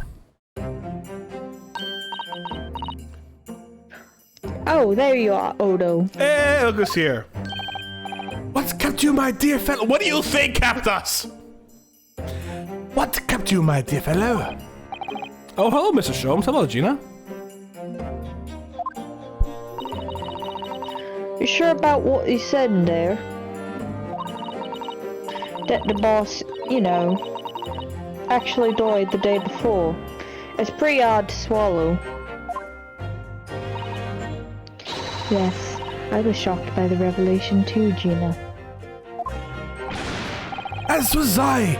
Possibly more shocked than both of you! It's not a competition, Mr. Sholmes. But I was shocked more than all of you put together.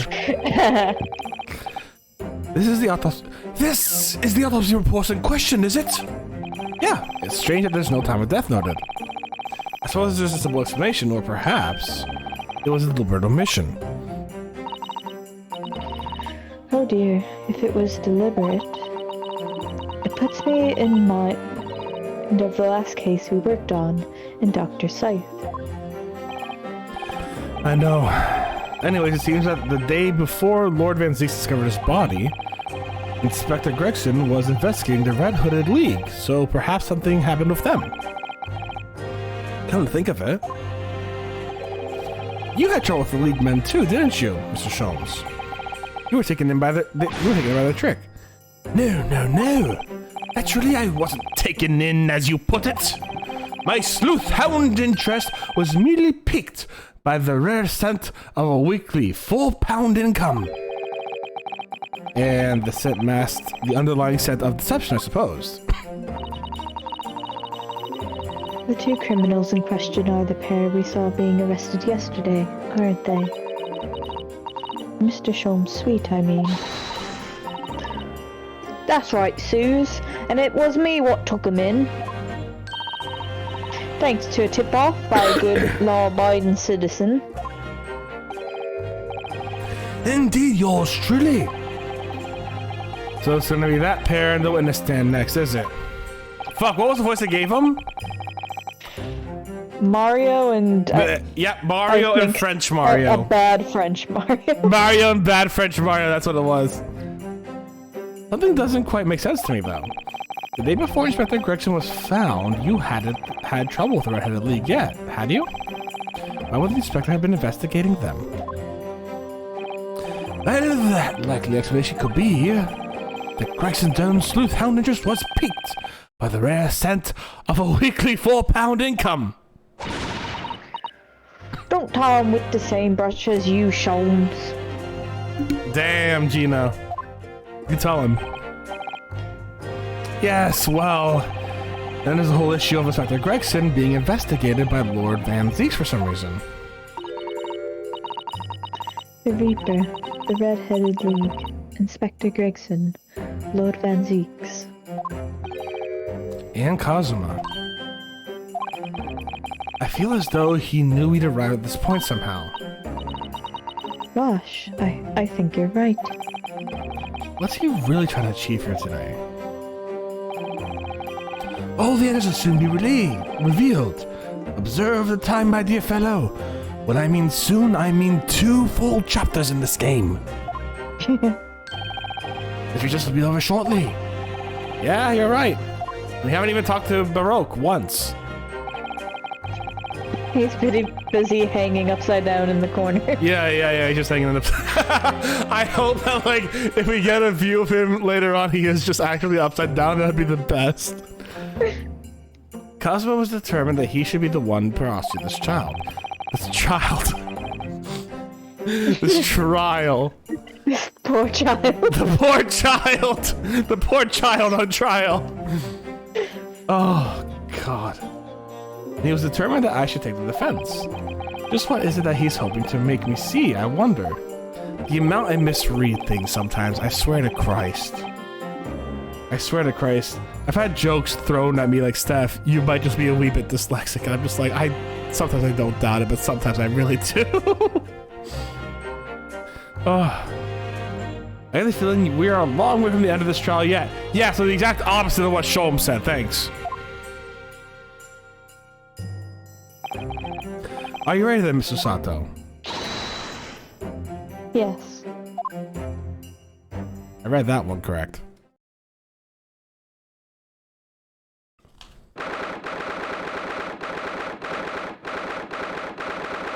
The Old Bailey courtroom. Oh shit, Baroque's back. My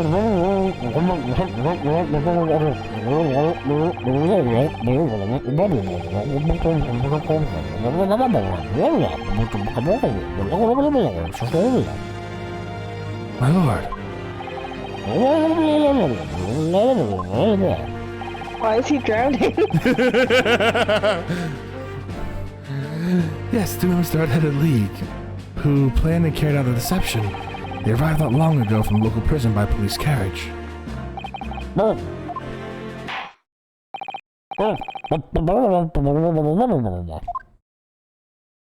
course, I have different effects for like his blubbering. That's a lot of pasta. Me, if I'm fully honest. Same. The best part is he's not just the Mario. You know which Mario he is?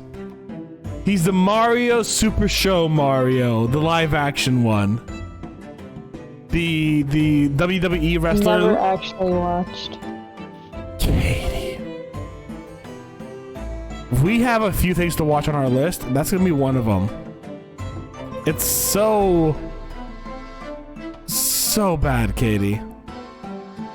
The actor regrets ever doing it. We have to watch it. These two men are currently being held by the police with suspicion of attempted extortion. You may omit your occupations, but state your names to the courts.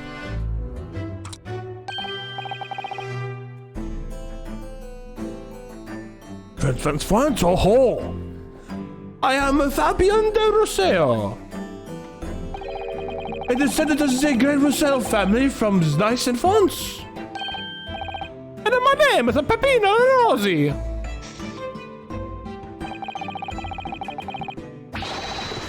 I'm the third son of the great family of the Rosi, the landowners from Napoli. The two men first became acquainted at the boarding school for European nobility. Those who graduate from the Swiss are the future leaders of Europe. But do you have any idea how born it is to be born with noble blood? Nope. I saw the word blood. I immediately went to Dracula. Also, can we switch lives? Give me your noble money. Alors, I'm making my mission to get the pet of the world by employing a little gray cells in my brain. That is what I'm trying to do, huh? So, that's the only reason for this whole grand deception you've been carrying out? You could say that? Not bad, eh? Yes, the grand ideals, but the petty plans. A strange combination. It's a time of the hilarious brothers. Hilarious brothers. Si, capo. Why do I feel like the Rosso fucking hates the dude next to him? Like, I feel like he's like, you fucking football. I will punt you. And that's the vibe I'm getting off him. Listen to me, Peppino. I have two things to say to you. You better tell me your grande Josefina. Firstly, I don't want you to start calling me this capo. And secondly, we are not the hilarious brothers. This is serious business. Che bello, there it is. The capo's trump card, the furrow brown. He's becoming Van too. Fuck me, I now know why people said Van Zieks kind of sounded Italian. It is deep in the capo, the furrow, and the meaning of your words. It's because everyone... Everything goes back to Dracula. Everyone east of France... Everyone comes back to Dracula. Everyone east of France could roll their R's, and therefore they're all Dracula.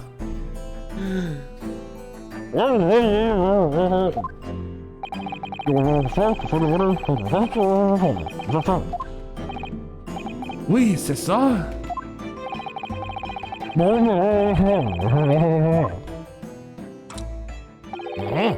Alors, I will explain it. No capo! Leave it to me! As you see, we both have the vivid red hair, no? At school you're teased for this without pity. The capo here, he was many times behind the schoolhouse crying like the Trevi fountain. Where's the dogs one day that will respect us redheads? Every night he would bury his head in his pillow and weep in injustice. The poor man. Okay. Like, I sympathize with them. They're being bullied. That's not right. But by God, Peppino, do you have to rub salt in this dude's wounds that much? Holy shit, dude. Chill a little bit, right? Bien, Peppino. Enough. I will explain the rest. As for more testimony? No? Okay. The first step was a newspaper advertisement. About 1 week before the plan was put into operation, we listed the same notice in every paper in London. Yes, we saw that notice. It was this one, I believe. Entitled to the Red-Headed League. Oui, c'est ça. I'm honored to see you see it. Whatever the words were. States that the only condition for joining the league is having flamed colored hair. That if you satisfy the interview panel, you are admitted to the league.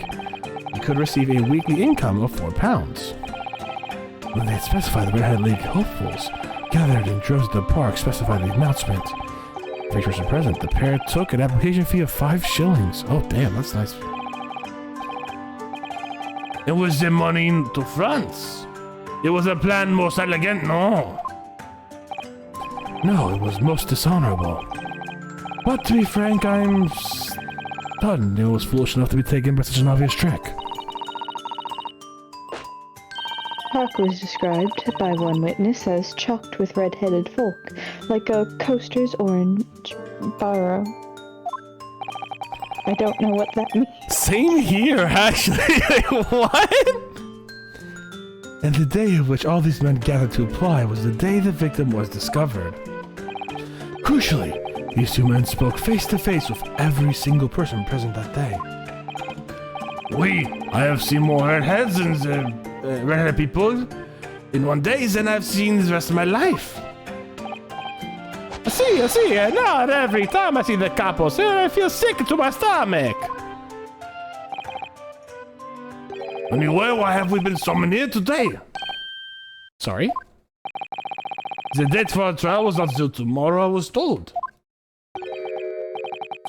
Naturally, neither of these men have been told any details about this trial. They've only been shown this photograph.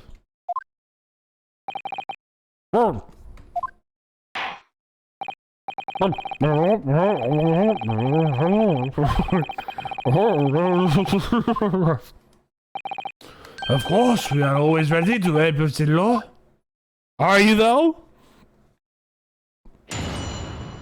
You know, honest law-abiding citizens. We have more than 1,000 red-headed people assembled park on the streets, I say? But I don't recall the... What? Wait, no. I did fucking the Skulkin Brothers for him. He does kind of feel like the little... This does kind of feel like Skulkin Brothers 2, fuck! Skulkin Brothers 2, red-headed boogaloo, baby! But I don't recall the man in the photograph, eh, couple? No, I don't remember him, obviously, he's dead now. But I assure you he was not in the park. Allora, the victim has nothing to do with us. Je veux not for Peppino, it is your fault that we got caught in this first place. Stomping on them turtles got drew too much attention. You've even sworn testimony that this man in the picture of the photograph was not present. Can you be certain? Oui, I am quite certain. We did not interview this man. And nobody looking like this came to the park. This I can promise.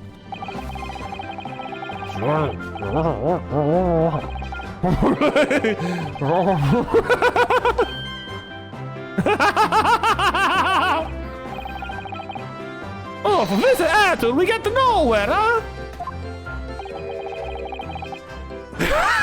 He's sorry, as he's sulking. He's really a skulkin now, isn't he? You know what I'm saying? I just hope the Skulkin Brothers come back and be like, hey! You know, like the Spider-Man meme, they're pointing at each other, you know what I'm saying? This confidential document was obtained directly from Scotland Yard.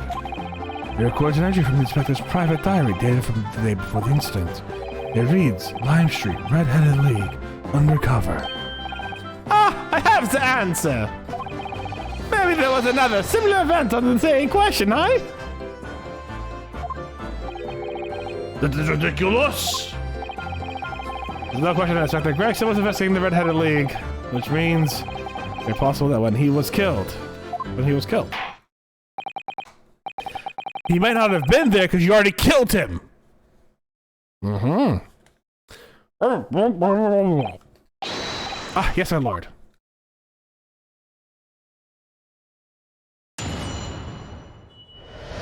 Can you give your best Italian accent for us? I'm curious. Give your best Mario. Oh, god damn. I was gonna see what you would do. We had more than one. I'm not gonna get myself banned off of Twitch like that. How do you get banned off Twitch for that? Offending the nation of Italy? By doing an extremely bad Italian accent, I'm sure. Why haven't I gone banned off Twitch yet? I've done really bad Italian accents quite a few times. I don't know. I just feel like mine would sound like someone was dying just because I can't do accents at all. We did quite a few good ones so far. Or at least you made quite a few good voices. I don't know if you like did an accurate, like, Cockney accent, but I think Gina's voice is good. I feel like I'm constantly about to, like, choke over my words whenever I try and do Gina's voice. Mm-hmm. We have more than 1,000. Oh, wait. Hold it! 1,000 people? That's a very big crowd. It was quite a spectacle. Red heads from all over the capital. I see, the capo here is a magnetissimo animale. No one else can attract so many people. If I could be born again, I would be the capo. Okay. You might be a bit infatuated, bud. All those people wanted this money, Peppino. Say £4 per week.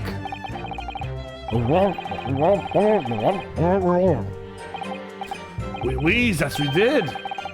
Because every one of them paid us 5 shillings. We take their names, and we take their money, and then we take their address as well. And then I tell them we take... Oh, wait, what if we find their, like, name books? And we can find Hugh Bone? And then we take them to 2 days and let them know my post è finito. Maybe 2 minutes a person. We started early in the morning and we stopped late in the night. So you're 5,000 shillings in 1 day? That's a small fortune. Wow. Who'd have thought there were 1,000 such gullible red-headed monsters to start with? One of whom was a great detective with chemically altered hair. Poor Sholmes. Poor Sholmes. Doesn't look at all familiar. No, I don't think so. That's the wig. He was trying to trick us. I do not like people who are trying to trick other people. Katie, I'm done with these people. All these fucking witnesses come out and they're like, I am a bull-faced liar. I don't lie. Oh, I'm lying. I'm a trickster. Name of the game, you know how it be. I hate this, Katie. They fucking... Katie, you know how much sanity I have left in my brain? You have sanity left? Exactly. Exactly, Katie. How can I keep dealing with these people? Alright.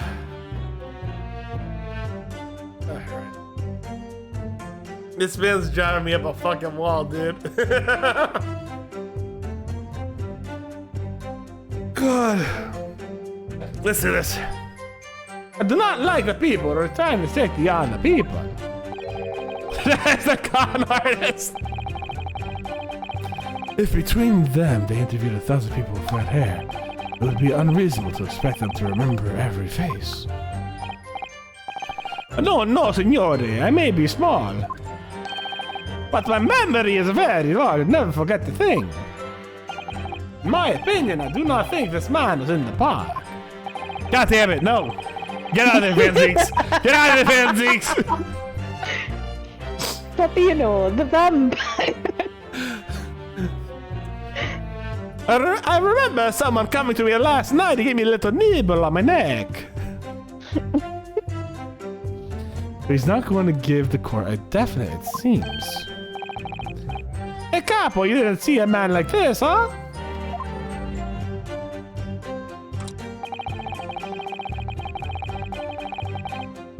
Hold it!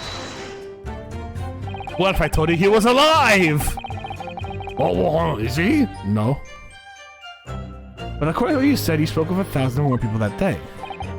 Oui, that's true. My eyes were burning by the end of the day. Surely then you can't actually remember every single face. How are you so certain that this particular man wasn't present? Normally the red hair is very distinctive, yay? But not when you have 1,000 redhead crowding around. That's just an eyesore. Oh shit.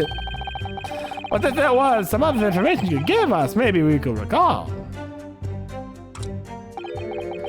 That is not the line, Peppino. Remember? You do not remember him. You solve that fact, huh? If there was a man with a red hair piece, but his mustache does not match the color, then I do not think I could have forgotten him. Cosmo said he's only been shown this photograph as told us nothing else at all. What if I fed them just one more detail about the victim, for example?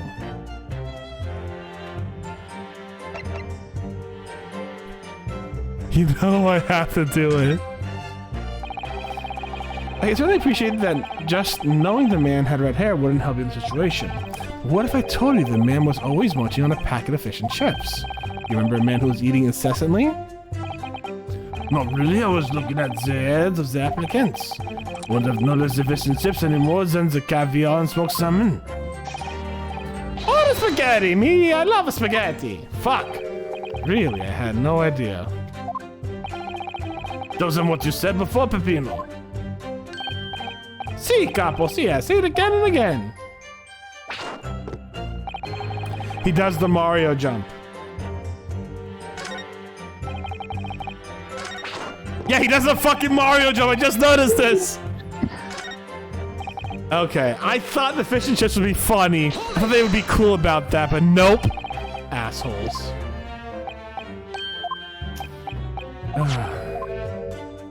It should have been funny. Yeah. But at least you weren't penalized for it. I know. That would have been really mean. I just noticed his belly sticking out. Just a wee bit. I certainly appreciate that just not knowing the man that had red hair would help you remember the situation. But what if I told you that the man's name was Gregson? The man's photograph is a Monsieur Gregson? Yes. Names, they're boring. I do not listen to any of them. Oh. This is not a real interview, huh? It was just a facade. Why would I remember the name? That's right, this says nothing. The man's photograph was not there. We've already said. Fucking hell.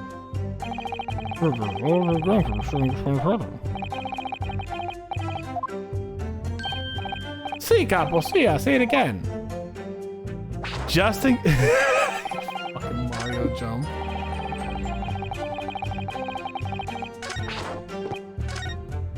I'm gonna save in case if I press again, he goes, what the fuck are you doing? I just said there's not a lot to get here, you know what I'm saying? Because sometimes, like if you press more than once on a certain thing, they'll be like, oh, something's changed, you know what I'm saying? Mm-hmm.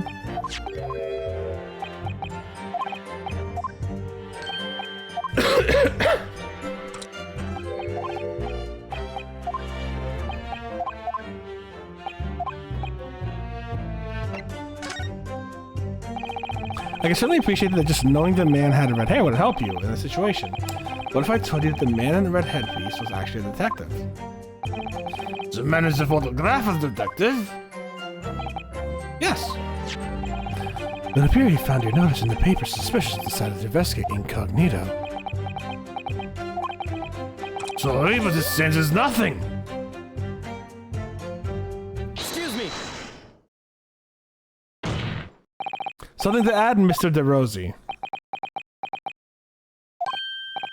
Si, I was always adding something. Parmesan. Olive oil, pepper.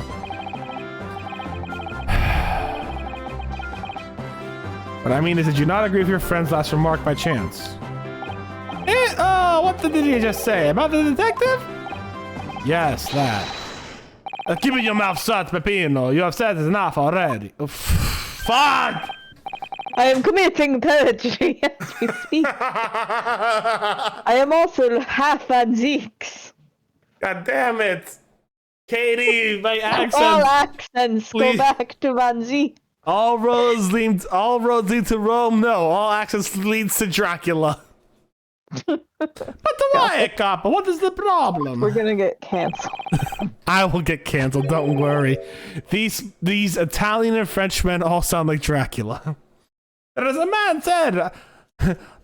who said, I am an inspector from the Scotland Yard. What? He's so tiny.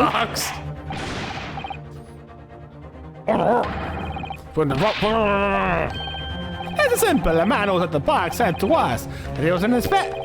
There was no such man. Idea, what are you saying, Macapo? Have you forgotten, eh? I've forgotten nothing. No one exists came to the park. Basta, Capo, basta. You beat on me at many things, but not the two. The memory and the meal. Like I said, when it was time to eat the masa, no one is faster. But you are unfair to me in every other way. So, Sata. Objection.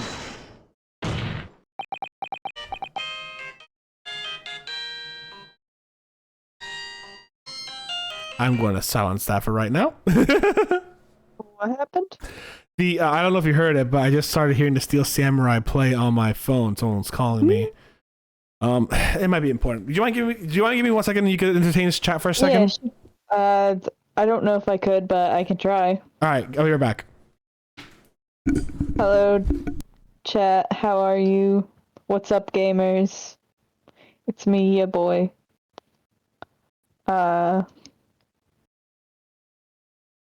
Who's actually here?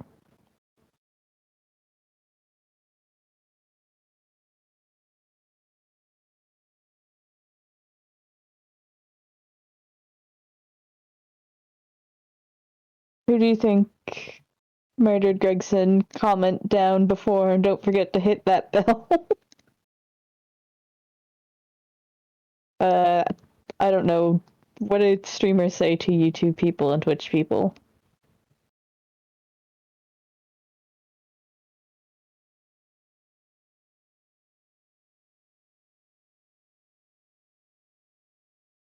Oh my god, is this how Shane Madej feels talking to ghosts?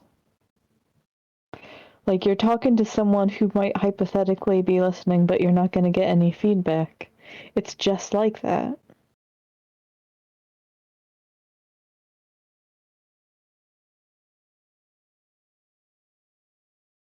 Huh. Interesting. I feel like I should leave an Easter egg for Steph to find. Like, should he come back and, like, edit this at all? I don't know if he actually listens to any of the VODs or just posts them straight to YouTube.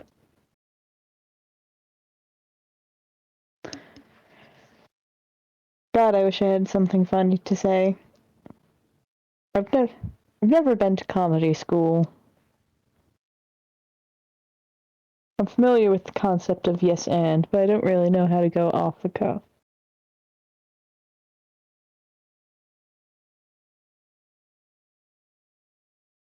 Can't do funny voices, can't go off the cuff. Quite tragic.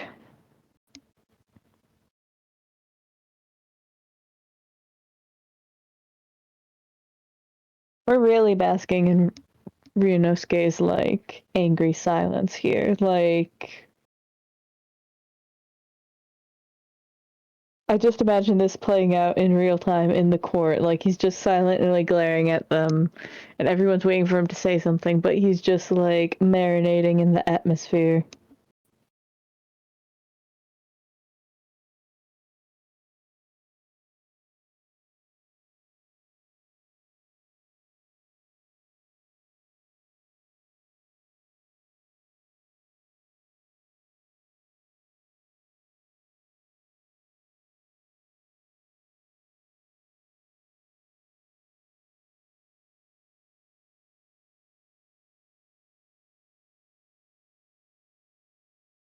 I got texted a picture of my sister's cat. Very cute.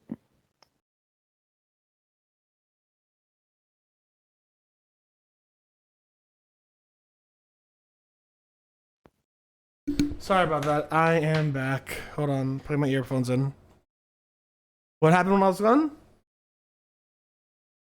I realized that I had an epiphany, and that is, this must be what Shane Madej feels like talking to ghosts. Yeah, basically. Yeah. For all you lurkers out there, we love you. Thank you for lurking. We do sincerely appreciate it. We love our lurkers here.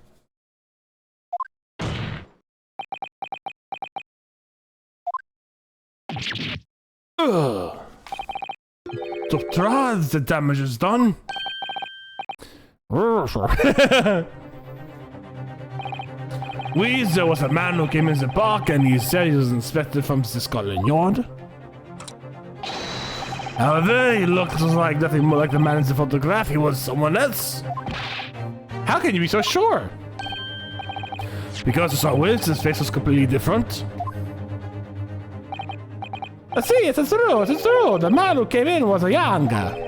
His face was fuck. His face was... Oh, fuck, it was Sholmes. His face was clean shaven, his eyes were sad, and his chin was thinner. Anyway, I was not going to be fooled. I took the obvious precautions, so I said to him, "You're really the detectives, and so is the proof." See, the cowboy, he doesn't take no nonsense, eh? But he was prepared. He said, "You have identification." Identification? You mean official police inspector's identification? Sorry, my lord.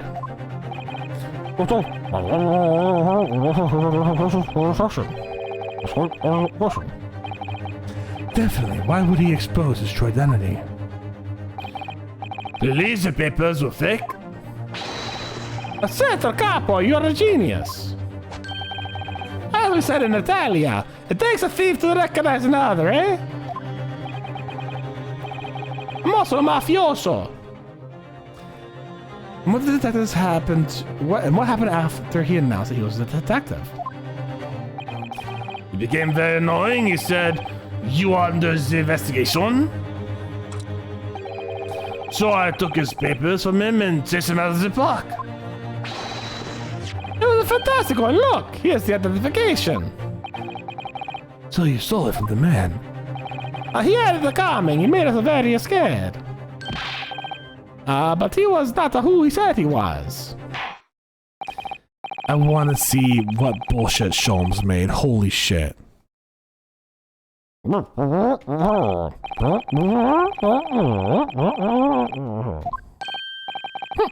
I like them. I want to fake my way through being an investigator. If there's like a Sholmes seal on them, I'm gonna fucking flip, dude. I am so excited for this. Alright. Please one card. Nothing crazy right now. Nothing here. Let's open it up. Well, I suppose we should see what's this inspector's identification looks like inside. Oh. Honestly, I was hoping for like a ridiculous photo of Sholmes. Just like Sholmes' entire face. Yeah, I was expecting like right here. I was expecting Sholmes' face to be like somewhere around the area where the police badge thing is. I'm not gonna lie.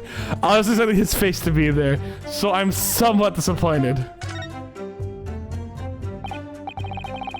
Definitely looks fake, doesn't it? Out of interest, what name is given? Probably something plucked out of the air. It's Tobias Gray.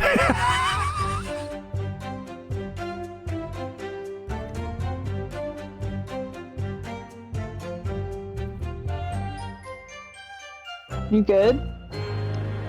Why are you like astral projecting? You know what this means, right? No. Enlighten me in your own words. Gregson really did just want the money, got pissed, said he was under investigation, and left.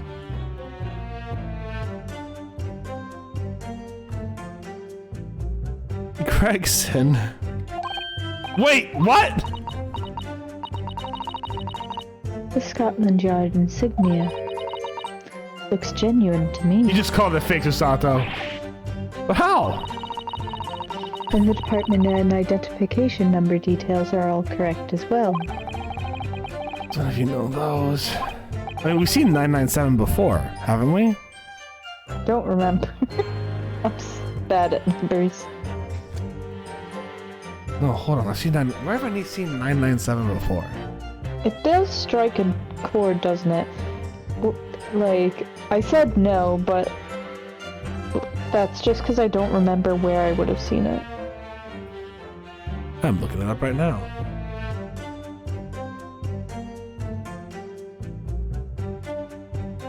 Because I need to find out where this is. I'm gonna fucking...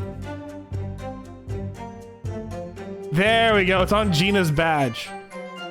When Gina holds out her badge, it's 997. In the Crystal Tower one. Oh, I see.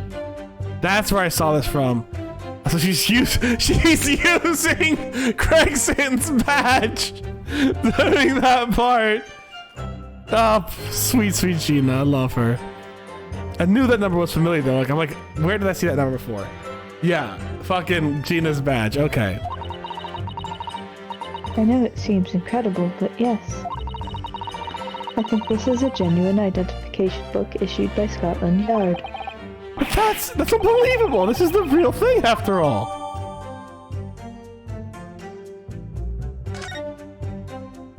Gregson, what the fuck, man? Incognito doing this shit?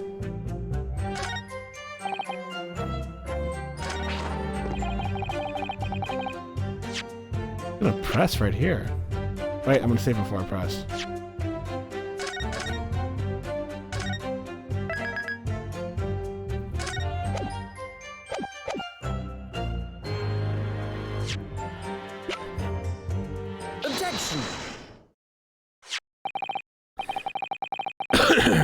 I wonder if I could ask you to examine the identification book very closely. Miss Lestrade! Why, Miss Lestrade? Is this really a fake or is it genuine? That's the question, which we can't answer ourselves. Objection. Don't be ridiculous. No Scotland Yard detective would allow his or her identification to be stolen. She didn't get an audible hold it? That sucks. Fuck that. Gina should have gotten an audible hold it. I will fight the people who made this game. I wonder if there's any, like, in the files. Because, like, there are some voice clips in files, but I'm not sure if Gina has any, actually. We'll have to go file Gina deserves the voice acting, but... We'll have to go voice digging one day. We'll have to go file digging one day. Once we finish this. That is the bosses. No question about it. It can't be. As I suspected, the undercover detective who attended the Red-Headed League's enrollment day question was the real Inspector Gregson, carrying out an incognito investigation. To the law. Well, if the boss had his investigation, his identification stolen, words, he would have reported it straight away. I mean, he was always on me about it. If you lose something, you report it at once, he'd say. Could it be then? I suddenly can't do Cockney accent. That the inspector was physically unable to report it. Physically? What are you saying? Unable to? You're not suggesting. Yes, it's quite possible that he was killed before he had the chance to report his identification stolen. No. Hey, Gina, kick these guys' ass. The defense posits that the victim was killed the day before his body was discovered at a different location. Do you two have anything to say about that?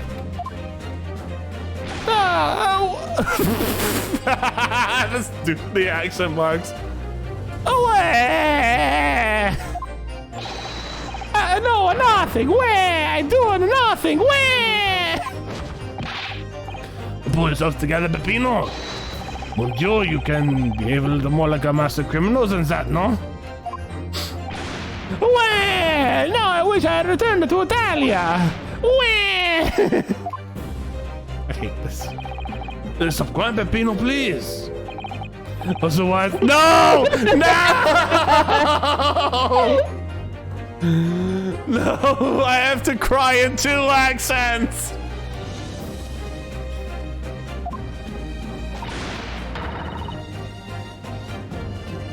Lume? What is that? Lume? Love or Lume? Mm-hmm. Lume? Stop your whining and stop talking. No,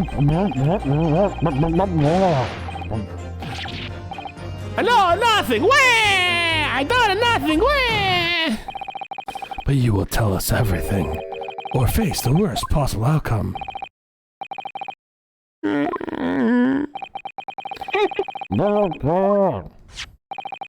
love that the other guy is like too cool for school, but then his friend starts crying. He's like, oh no, I'm crying now too. You gotta cry with the homies though, right? Gotta cry with the homies.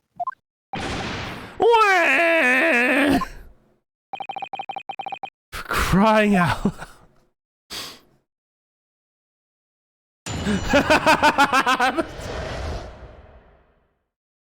I swear, if any one of these lines is on its own, I'm gonna fucking punch them.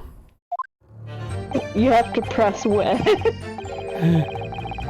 The truth is, we took it. Oh my god!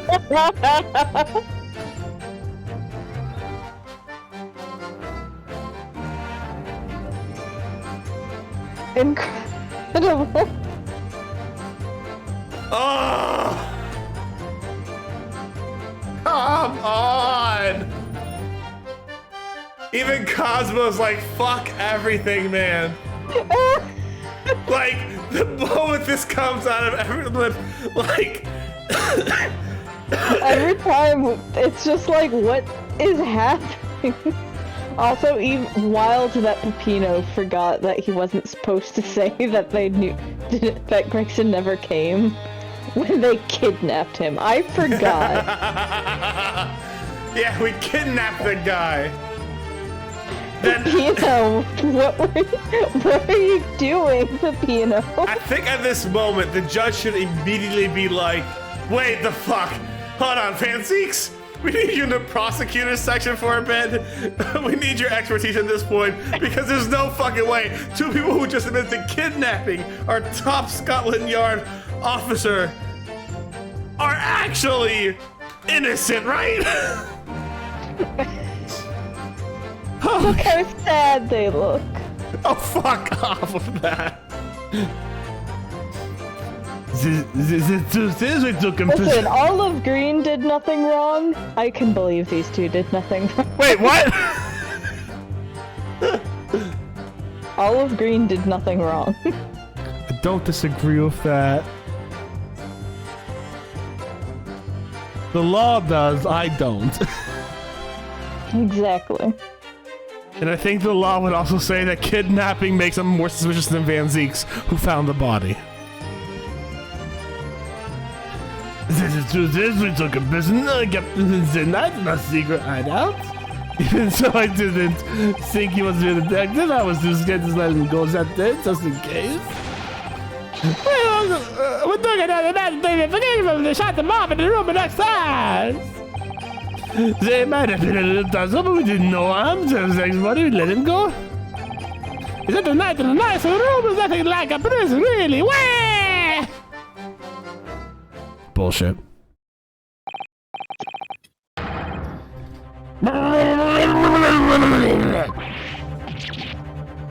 No, see, no, it looks like a prison. Why are you smiling? You're fucking... Because the very comfortable, calm, and happy, and chained against his will. Hi, couple. It was never part of my plan. I sweat. So now you think it's my fault, eh? Just because I got the date fairly wrong. So I won a little day. Do not think this is your fault, Peppino. I know it. No, por favor, capo. It's not fair. I don't believe this. I could have been a real detective.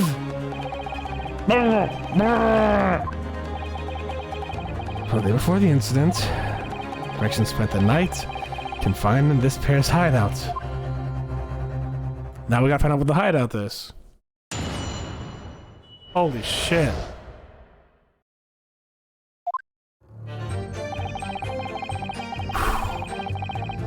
Katie, you didn't tell me to get this wild. If it's any indication of how wild things are about to get, I didn't remember this. If that's any indication of about how off the rails this entire thing is going to go, this was not apparently worthy of my remembrance.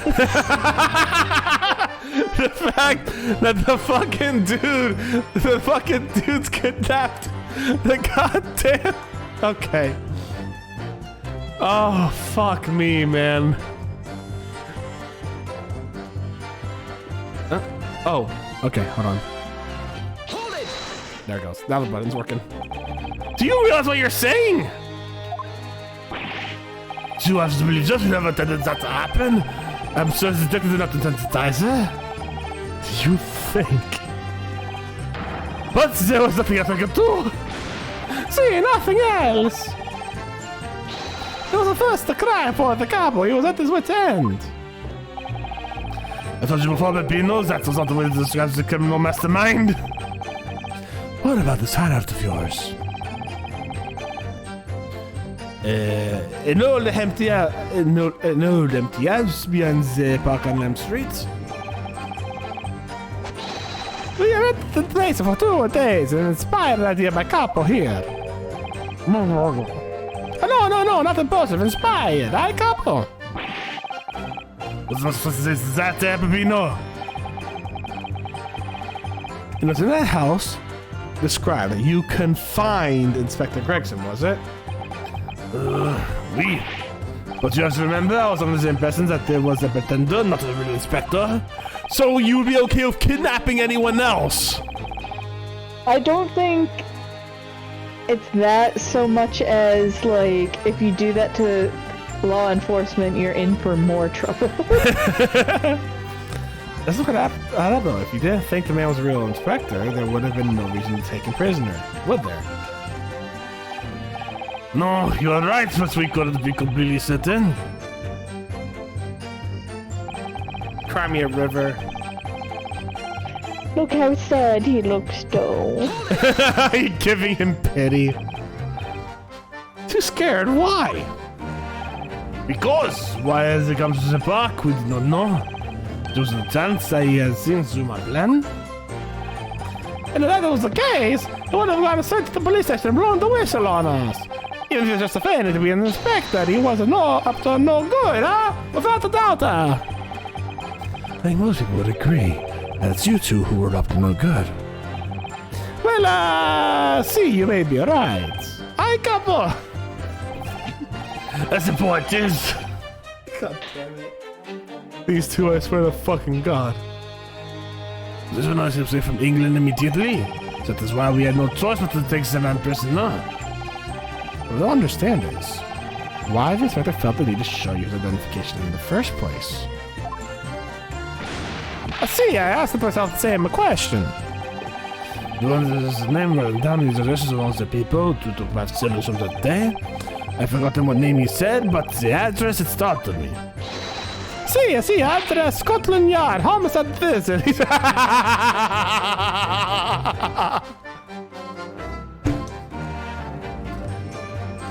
Fuck, man. Gregson has a way of going undercover. I mean, to be fair, he did succeed. They did not know he was a detective for the Scotland Yard Homicide Division.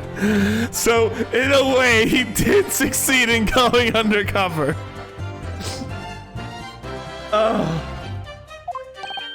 What? But didn't like your face, Peppino. Anyway, I was not true. I asked him why he said that. And that's when he started to say he was an inspector. He took after, he took out his identification. What was Inspector Gregson playing at? Oh, look what happened next. You took him back to your hideout, you say. See, we did.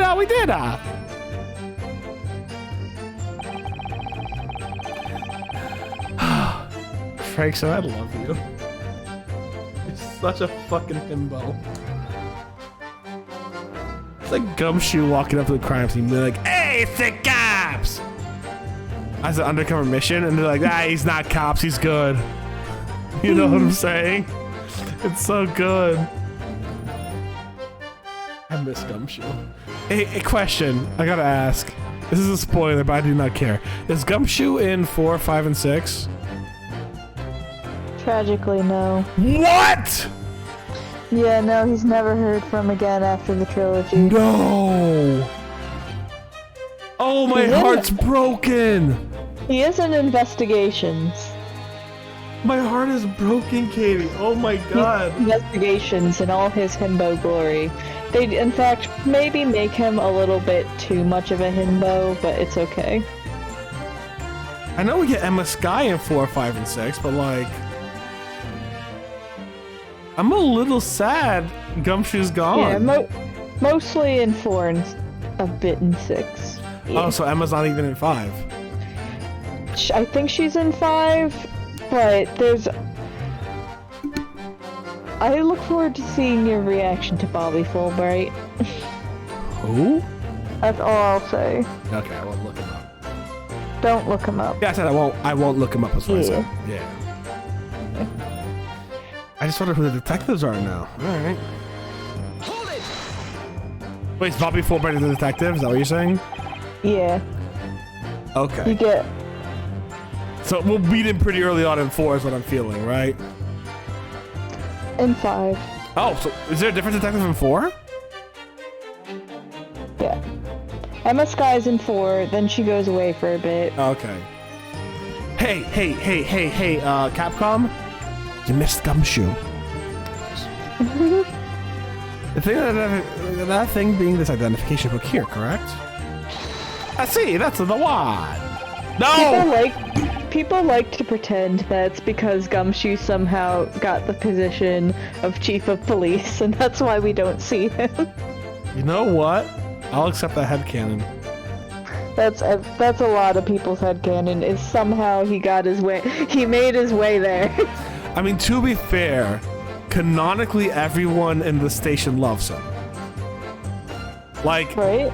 Yeah, I mean, canonically, everyone really, really does. And canonically, in the trilogy, like, at least, like, one of the chief of... I think it wasn't... I mean, Gant was chief of police, I guess, but there was, like, also another boss guy who, like, was always slacking off. I could see Gumshoe in that role. Yeah, it was the chief that you talked to whenever you entered the police station. Yeah. He made the blue, badger. Yeah.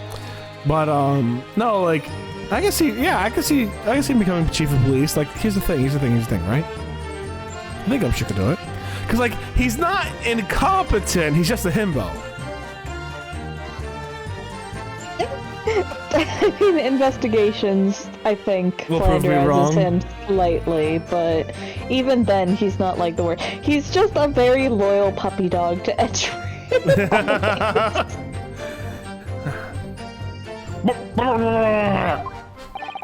I never seen a real one, of course. Wait, so you call him fucking hell? But he was such a suspicious as a man. Allora, I was thinking it must be falso, eh, capo? Oui, it was just as Peppino said. Look, at this, it was not genuine. And all together, the hilarious brothers we took at the band, the captive. Okay. And we did shove him inside, and all we did was shove him inside the locked room. This makes you look so good. Then we need permission to just put all the money. In for a penny, in for a pound.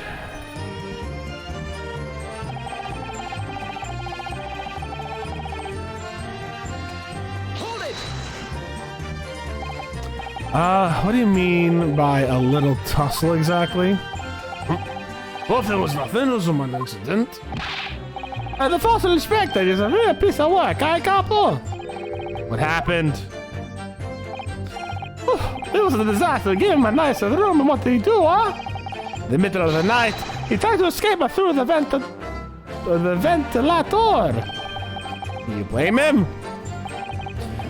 We tested him and saw him, we caught him again. Can you blame us? Yes. Yes. Wait, you didn't shoot the man in your haste, did you? Would you think we are? Of course not. I simply caught him again and took him back to his room. What the fuck is this face, dude? He's eating the pasta.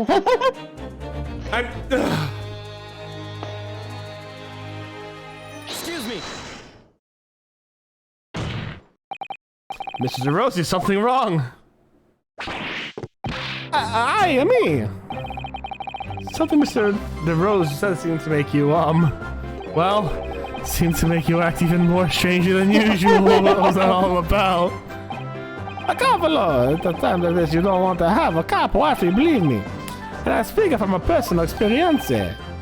Personal experience. Enough pepinos, there's no need to say more that I shot him. The truth is, the night before we put the Red-Headed League plan into action, I was scared. It was not fair to the couple, but I tried to run away. Shame you didn't manage it. But the couple here, he came after me like a turbine, huh? And he dragged me back into the house, kicking and screaming. Still have the bruises to prove it, eh, couple? My friend here abuses me. Physically. He's capable of doing harm.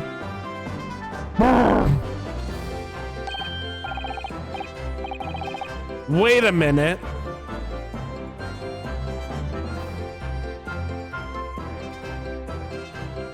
Oh my god! I see you've put things together.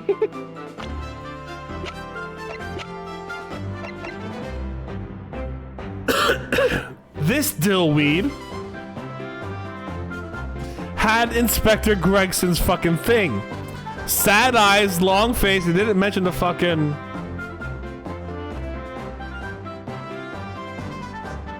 Did it? Oh my god. Jesus Christ.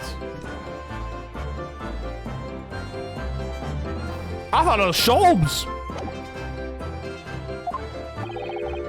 There's nothing up in no almost to look at any part of you.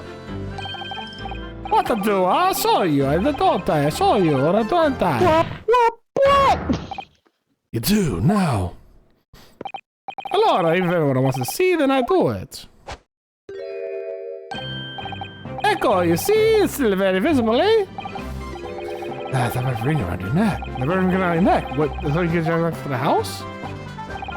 I see, the cabo sometimes is very rough and... This is enough! Vino's neck has nothing to do with what we're talking about here. You have my word.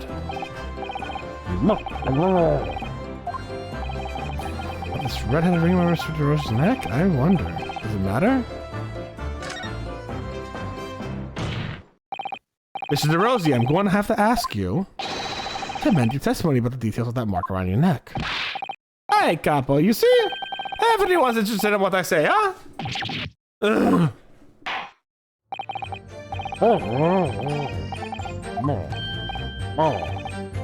I see, if you really want to know.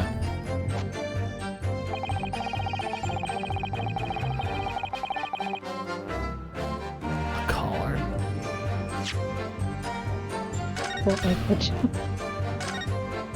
Oh, I was thinking the bathroom. I wasn't thinking anything BDSM related. I'm like, Oh. I was thinking the basketball. That's on me then. I know what to do here.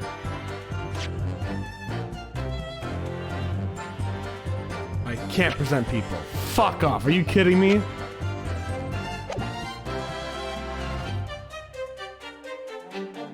Hold it! Are you saying that the remark was caused by... I see a big collar made from a leather. Leather collar. Is this true, Mr. DeRosso? And can I borrow it? What? We had set another home when I was younger. It was a souvenir from that time with a very strong chain. A strong chain? And you put that around your friend's neck? So I'm sorry, he was so angry that just leave me alone. Did not that ties the chain to the leg of a bed, though. I would not have tried to run again. You didn't let... what? Treat the people as equal is the capo's motto, eh? It's starting to sound a lot more like a prison all of a sudden. The capo's tough, but the capo's rough. I shouldn't have done that. So the following morning, would you release the inspector? Yeah, the red ring around his neck, like me. You know, if it's late, leave it now.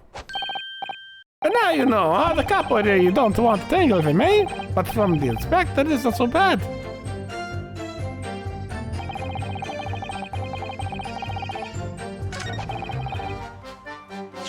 How can I not present people? I think I know what to present, but...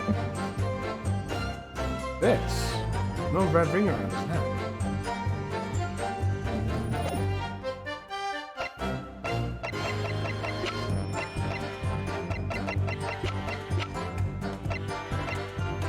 Objection! Yeah, there we go. So the day before his body was discovered, Mr. Gregson was taken prisoner while working incognito. No, it wasn't like that. It was at the prison. It was an invitation to stay. It was only. However you describe it, it's one glaring inconsistency that remains. I asked the court to look closely at the photograph of the victim, Inspector Gregson. You will see that there is no red ring visible around his neck. But that makes no sense. It was me who took the collar off the man in the morning. So the bruises on his neck is just as I have. Given the mark is still clearly visible on this witness's neck, you'd expect to see more bruising on the victim, who was put in the collar more recently than Mr. DeRosi. But what do we tell you, huh? We say this from the beginning. Many a time, where? Oui, Peppino's right. The man is the photograph. It's all different from the man we kept after the night.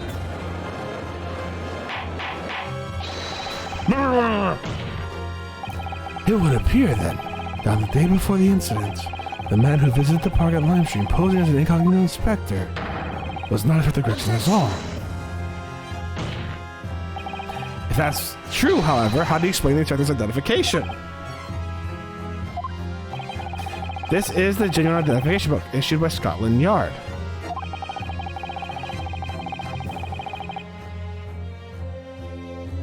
The hell? Oh. Okay, I'll deal with that later. So this is important from the inspector. The prosecution made the accusation itself.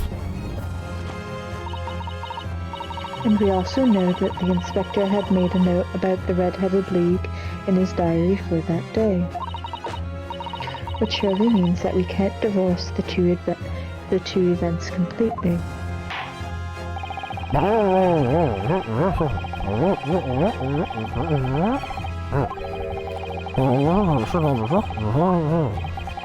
But equally, if they actually encountered an imposter, how did that imposter come to the possession of the real inspector's identification?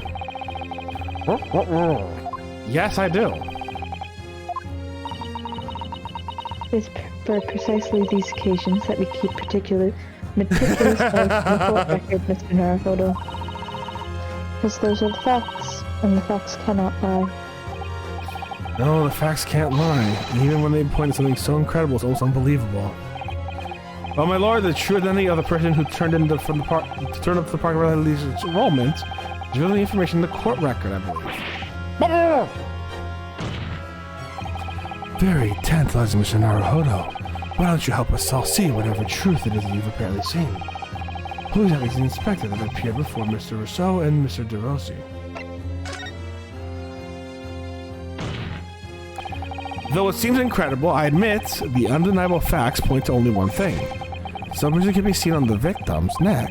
The person that these two red-headed men took prisoner that day cannot have been Inspector Gregson. In other words, your whole argument up to now has been a waste of time. On the contrary, I haven't finished. What?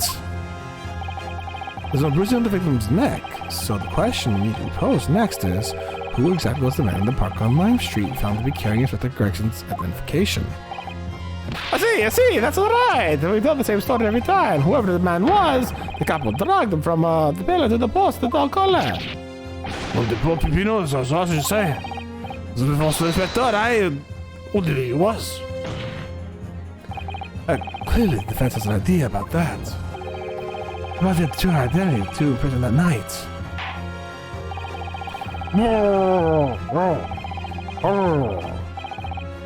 Stop beating around the bush. Let me get to it. Jesus Christ. Take that! Calm down. If you get angry about it going slowly, you're in for a rough time. Yeah, I know. One of the witnesses who was in this very courtroom earlier today. A nameless man whose only occupation appears to be peddling hearsay but to pass advice. What on earth should I be doing for police inspectors about identification papers? Witnesses, is this the man or not? What happened to his lip?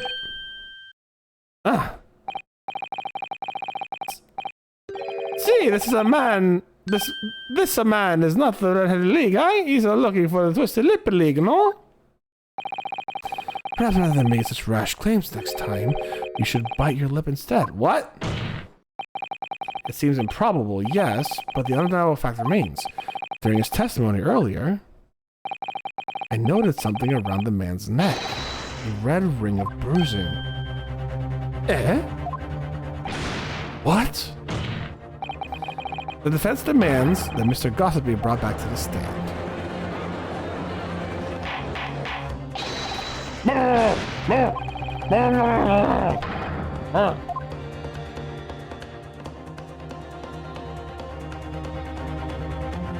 Yeah, he's got it.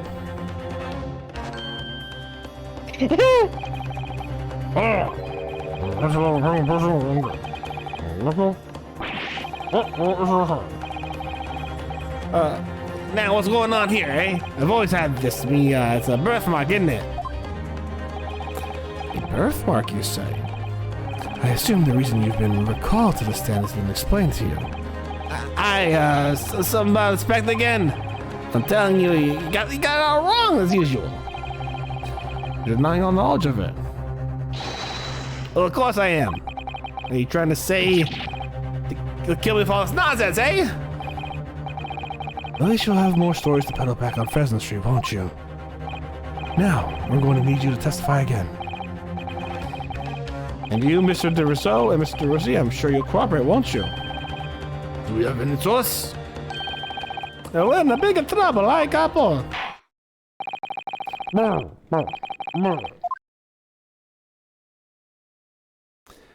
And I think that's where we're going to leave it off for today. Fuck, it was getting good. That was getting good. Fuck! All this proves is that the dude had...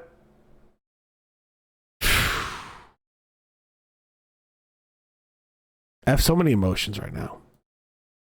Half of them are pissed off. The more we go, the more I remember, right, that's what this is all about. So I now remember what this is all about. What do you mean? I remember what this is all about.